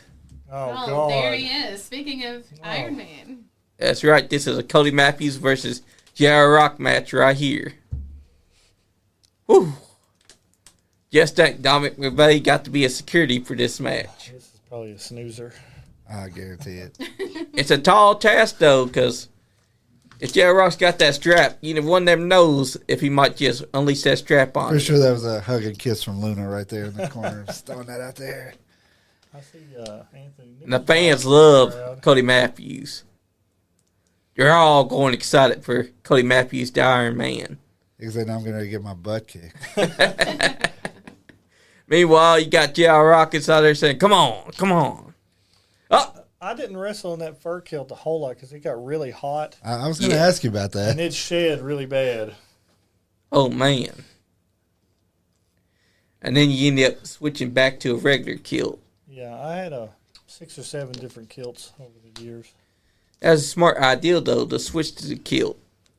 Because when they call you Gargamel, it's affection. Because they know that you're a heel, but they just can't help themselves but to chant Gargamel at you. That's probably what they're chanting right now. Yep. Don't call me that. And it was smart of him to switch to the kilt instead of the tights. That's a unique to him. Now, that wasn't my idea to do that. It wasn't? That was the brainchild of Scotty Ray and Bobby Blade. They were smart. If you want to know the rest of that story, you got to buy the book.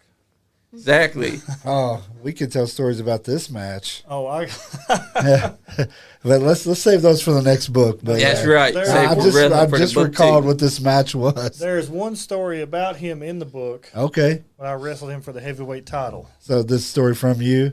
Yes. I Oh my know, God, it's I know Icon the Lee's story. mask. Just so you all know, that story alone is worth buying the book. I can tell you another story about him. When I beat him for the title, I was doing a babyface run down there. So all the fans like to call him Trash Bag because of those pleather pants. So I get out there on the mic one night, and I'm like, hey, somebody open the lid to that trash can so this guy can go home. I had the crowd chanting, like, I say trash, you say can. So they were going good. Masterful work on the mic. That just shows if you can connect with the people, you can get any chant started. Yes. Hey, another guy that wrestled there named Anthony New, Yeah. cousin Jed's son-in-law. Nice. So when I was wrestling him down there, I was ribbing him. Okay, I pulled the rib on him. We were in the locker room one night, and he had on black spandex bottom and a black spandex top. I was like, man, I ain't seen nothing in the case tighter than that except a sausage. So I started calling him Black Sausage as a rib. He comes out there one night, and I get on the mic, and I start getting the people calling him Black Sausage. He absolutely hated that, but it was so funny. I couldn't help but ribbing him. That's the way to do it. One of my favorite chants I've ever done was I got Cash Jackson when he had dreads to get his head checked. I said, check his dreadlocks. Cash like, huh? Check my dreadlocks. Tilts his head down for the referee to start running his hands through the dreadlocks. Love it. That was great. Now, Cody can vouch for this. I'm a notorious ribber in the locker room. Yeah. Nice. There are tons of rib stories in the book. You're a There pot are. stirrer. Oh, And very the pot And he's a stirrer. pot stirrer. No. You guys are going to have to definitely Wait get a the minute, book wait a because minute. there's a lot of juicy stories inside there. Yes. I don't know how many times I've been around Cody and he's just like stirring the pot because he knows he's getting ready to do something. What? We have no idea what y'all are talking about. This is all Hearsay. Yeah. Yeah. Yeah, it's pure speculation. Is there any stories on the nippler? No, but I could probably do a story about the nippler. I got a couple I could put in a book, but I don't have any in this book about him. That's true. I mean, I do remember him in 2023 in that Battle Royal. He wanted that money too, but he ended up losing. But he was scaring all the boys that were inside that ring. He had the he was plunger and He everything. was a job guy that was the star of the Battle Royal. But that's a hell of a Battle Royal too. Think about it. You had lots of stars in that match, besides a few that weren't stars. But they all did their thing. But when the nippler came out, a lot of them took off running. I don't know why though. Yeah, me either. Yeah. I thought they made a new friend because Nippler was taking affection to them and chasing them. You got two choices. You got a guy with a plunger in one hand and a glove with a bunch of nipples on the other hand. So you got to pick your poison when it comes to right. I'm over here in this chair getting uncomfortable. But that's the fun about wrestling. You can have a guy like J.R. Rock, or you can have a guy like Nippler with his plunger and his glove with nipples. Or you can have a guy like Cody Matthews, the Iron Man. Or even a guy like a undead mortician type deal. Wrestling has it all. That's for sure. Including the storylines. That's right. I have to say the storylines are way better than movies, TV, you name it. You pick any storyline from wrestling, and I guarantee that there was not one person that didn't feel that story. Like recently, I felt the storyline that had Ben Sheeran brand having to put it all on the line because they were taking over EWA. They had gotten rid of Marty Clay, Scott Diamond. Anyone that got inside their way had to go. Finally, they picked their poison. It was even higher versus Gaston Rue. If Gaston Rue lost in this Iron Man match, and also that the title, the Harris Championship, went to even higher, then, and only then, the Ben Sheeran brand would have to have 3 of their guys take on 3 of EWA's guys. And if the EWA's guys won, the Ben Sheeran brand was no longer a commissioner. Well, they kicked out Gaston Rue because he lost at the Iron Man match. It's a hell of a match, too. 30 minutes of pure, non-stop beat-down action. And what happened? Ben Sheeran brand, they turned on him. Kicked his ass, sent him home. At the end of the match, even higher tried to offer a handshake. Gaston Rue snugged him. Walks right out on him. Man. But then to cap off that storyline was the next month. That's when we got Marty Clay returned. Finally, after being let go back in January. Then you have Berto, who had been wronged by Ben Sheeran brand because they had him as a co-administrator himself. And then you had Omega D. All 3 men had to take on Alex Angel. Bmoney. Bmoney's a big dude too. He's about 7 foot tall. Looks like he might be 7'6". Big guy. And then you had Clayton Cannon. They all lost. And finally, we got the biggest story ending of all. Ben Sheeran got his ass beat by Scott Diamond, Omega D, Marty Clay, even higher. That, to me, is what wrestling's all about. That was a great storyline because the fans were invested for years. They still talk about it right now. Although, I will say at the last EWA show, Bobby Blade and Ben Sheeran may have or may not have made a deal that involved the displacement of one Commissioner Berto. You'll have to tune into the show tomorrow night to find out if we learn any more about that. I'll tell you, wrestling is the only place with the greatest storylines ever. You've been a part of that. I have. Especially that strap match. I'm telling you, y'all did not see that. Y'all got to go on to YouTube. Or you got to go on to Facebook right now. Type in J.R. Rock versus Stan Sarah strap match. You're going to see a storyline that started out with J.R. Rock coming out there because he was being congratulated for his retirement, and leading to a man like Stan Sarah wanting to come out there and be like, you don't owe these people nothing. Choose a side, mine or these people's. And J.R. Rock finally going, well, if I'm going to choose a side, I'm going to choose these people right here in Caverna. And that led to Jimmy Walls coming in there and saying, you know what? You come out here and you run your mouth. Why don't you put on that USWF championship on the line against J.R. Rock in a strap match? And then you're going to see Stan Sarah cower, saying, no. Stall him for quite a while because I think they saw just how ready you were to beat his ass with that strap. That's right. I think that when you got that strap on and he had the strap on, I saw fear inside of his eyes. Like he got out that ring and you kick that ring rope and then you just start doing that to them. Oh, I think that people need to check out that match firsthand because that's a hell of a match. Nothing like two guys with a strap on. They love it. That's that's right. Zinger. So, And where can they find that match to watch it? it is on the Kentucky Wrestling Federation YouTube page. That's All right. right. So go on there and like and subscribe. Exactly, because you're going to see a lot of things being posted there. That's correct. We'll So have get ready. Lots of upcoming videos. Now, not only are me and Cody, a couple of windbags telling all these stories, Jenny Lynn has been around the wrestling business for a long That is time correct. too. And I have stories from her in Nice. the book. We can't wait to read them. I'm going to have to get me a personal copy whenever they're available. Wait, I've known Jen a long time. I'm going to have to burn all those copies. That's right. All kinds of dirt on you, buddy.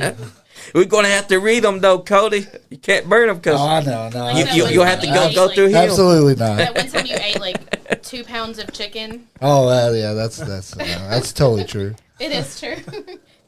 Charles Colton showed up. He said, JR and I also had a legendary one-night USWF tag team title reign in Garrett County last summer. That is true. Hell was yeah. Doing the tag team deal. Yeah, you're welcome that I got hurt, buddy. 'Cause And, you- I was paired with several partners that summer.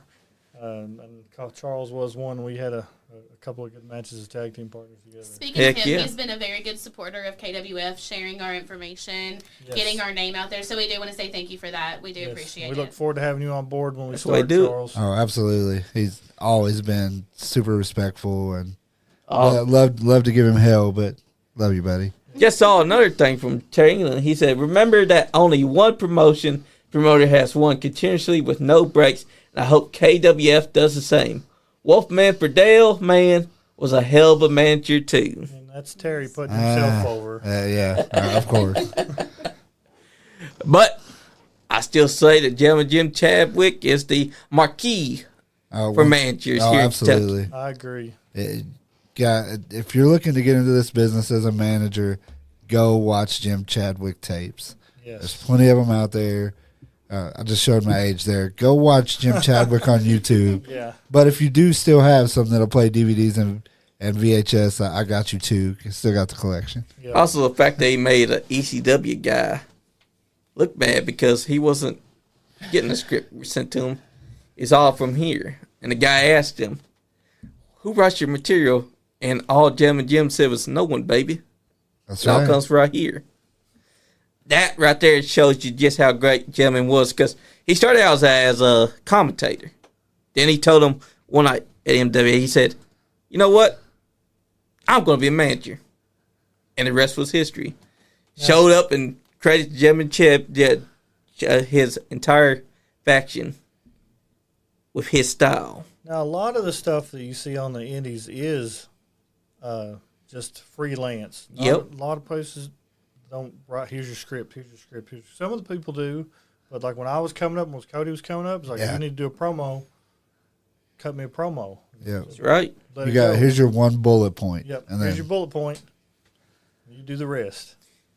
And that's the way it should be because as long as you got that bullet point, you already know what your promo should start with and how it should end. Right. And just a word of advice for any young guys in a promo, make sure you tell them who you are, who you're wrestling, where you're wrestling, and when and what time. that's right. Okay? Exactly. That's how Always. you're going to get asses in the seats. Who, what, where, when, why, how. Exactly. And if you're someone that's just starting inside business, share the damn flyers. Now, Right. yeah. I keep seeing people that don't do that. Share everything. Speaking of flyers, Everything. we're going to have all our flyers on Facebook, all the Facebook pages. Plus, I've got a laser printer. We're going to be postering the town. We're going to do Nice. 8.5 by 14 colored cardstock thickness flyers for all the shows. That is a great idea. Because not only are you doing that, but you're also sharing on to the Facebook. So you're Yes. killing two birds with one And stone. we would love it if somebody like the podcast or somebody would want to sponsor us to help us pay for the cardstock because that stuff's not cheap. Exactly. And people need to be ready for that because that's coming in the fall of 2025. By then, I hope that Bmoney has already gotten inside gym, hit the weights hard, and he's ready to get inside the ring and try to unleash his new finishing move. Right. Because back then he would tear people's arms out of his socket as his finishing move. Story I got on video. Exactly. And that could be a finisher inside of wrestling, too. All it takes is an arm bar or an arm breaker. I don't see too many do that. And get your dad and uncle out of retirement. Yes. Yeah. Hey, I've heard Bear and Hey. Donnie several times said that they want to come out of retirement. But every time they do, they somehow backtrack on it. Yeah, somehow. Hold on. We're talking about the same guy that eats fudge bars all day long, sits on the couch, plays his video games, and goes to sleep at 8 o'clock. Who, Bear? Yeah. Oh, man. I'm going to tell you. We're talking about this guy. That is not Bear. That is not Bear no more. That's Daniel. That's Daniel. I'm going to tell you right now. If you can get He still solid, fucked me up though. if you can get Yeah, that's solid true. steel out of retirement, you will see Iron Madness out of retirement for a match at That's right.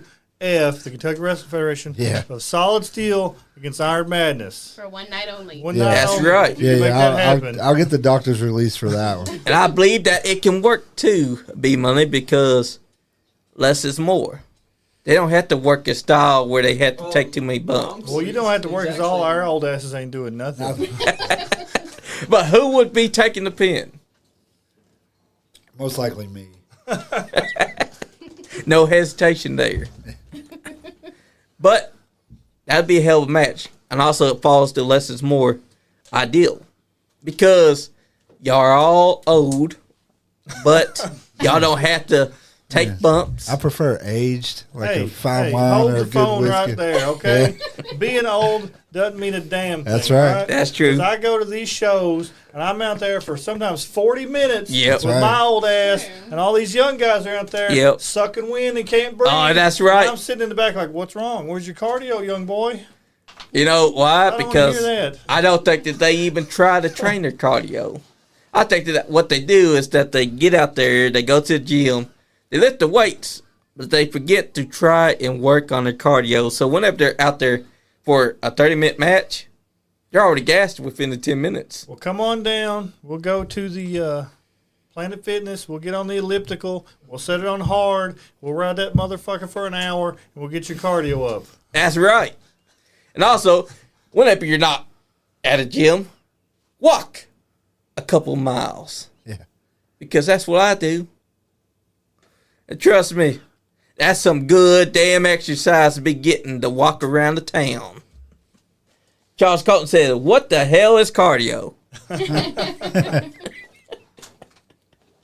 He said, "Not old, just experienced." That's right. I'll tell you a good story about less is more. I was working Stan Sierra.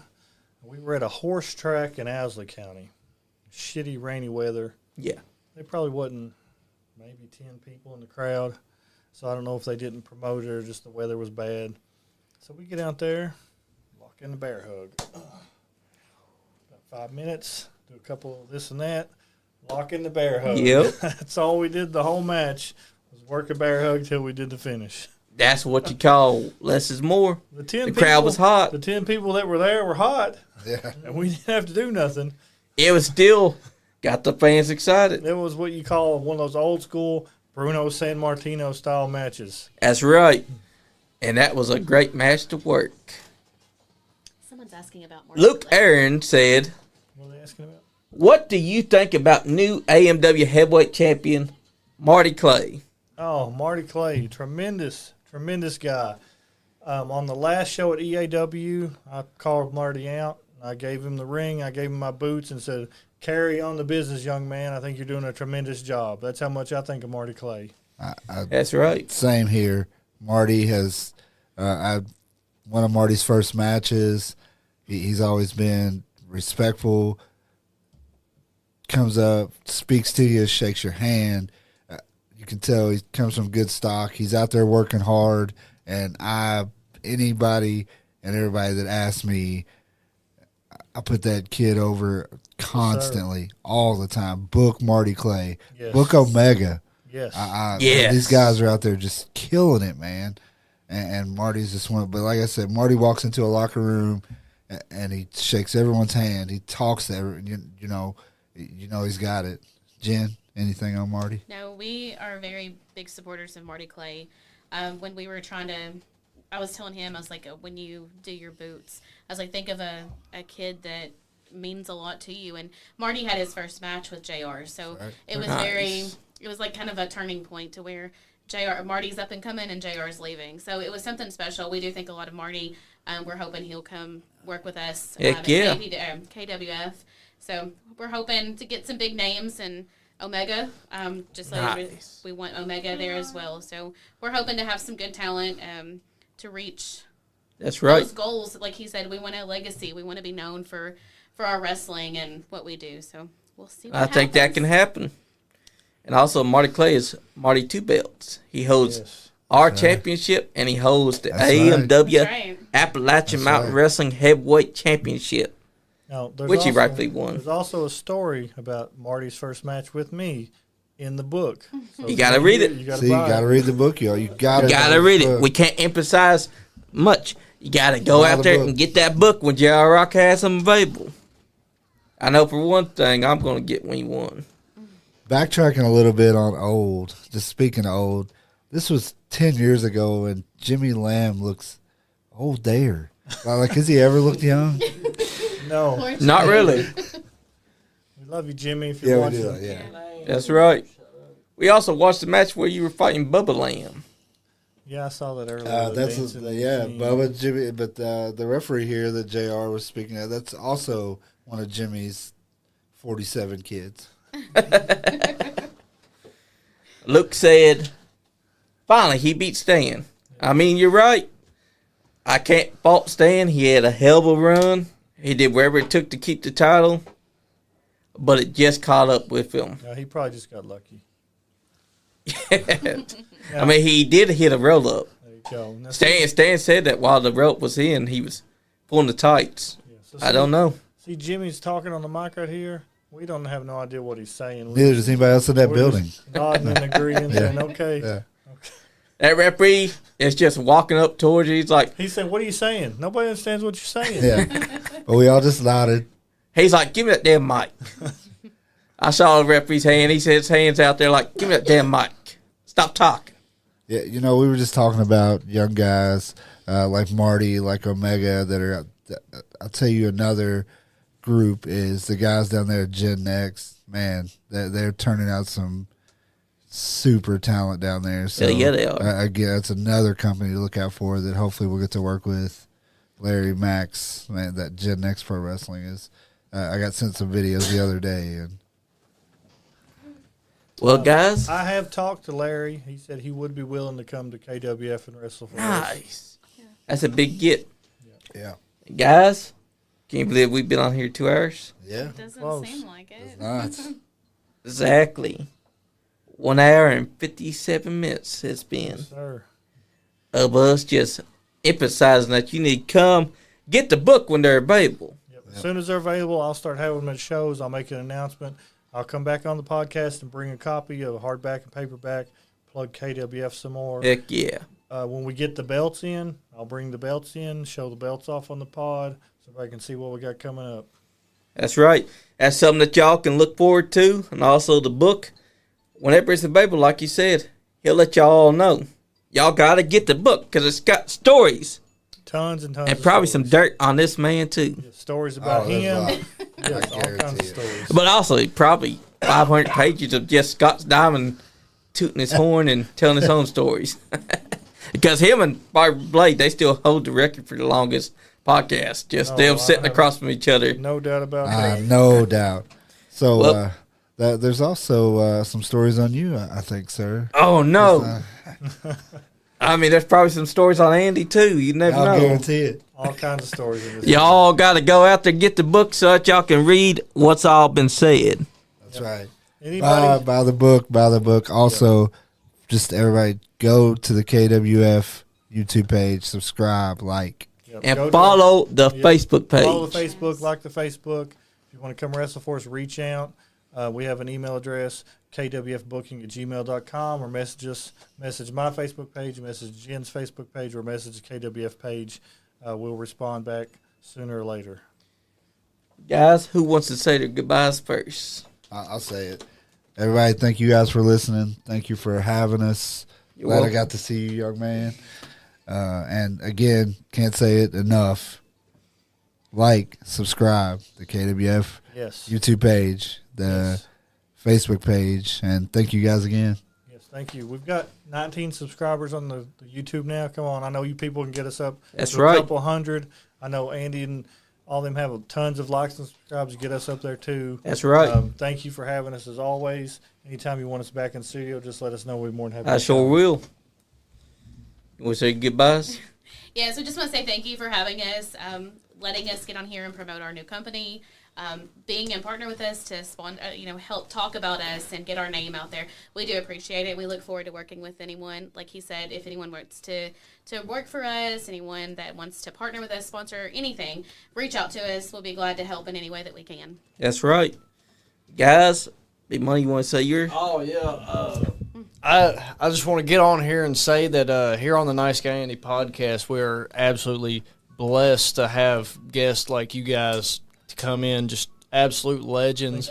And I'm just really excited to see what this new promotion brings to Kentucky. And you guys sound very promising, and I know it's coming straight from the heart. And thank you. Thank you. Thank you. Thank Thank you. you. That's right. I'm coming for that heavyweight title, too. Come on down. Oh, Good man. to have you. We just might see Bmoney become a heavyweight champion. just do it. We'll never know. But, guys, thank y'all for tuning in tonight. Thank you, Cody Matthews, Thank you for J.R. Rock, Thank Jennifer Lynn. Thank Thank you. y'all for coming in. Luna. Luna, pleasure. Bmoney, always a pleasure, brother.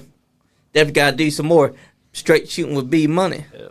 Here's the future of the Rock Yes, family. right here. This Little will be Luna the Rock. next, Heck yeah. the next Rock Wrestling in the ring. That's right. Probably future ladies heavyweight champions. That's right. And if the men are weak, she just might take their titles too. She might. That's right. Never know. Guaranteed.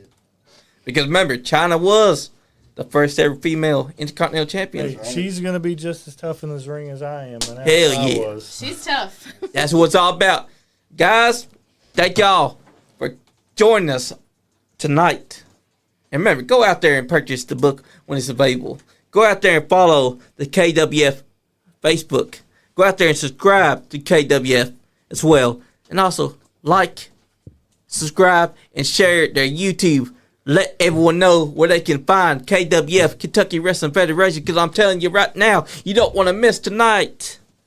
You don't want to miss this fall when KWF actually does come to life. And guys, I just want to say, I had fun. You ain't getting none. You damn Skippy. Nice Yeet, Guy yeet. Andy podcast. That ain't what your mama said.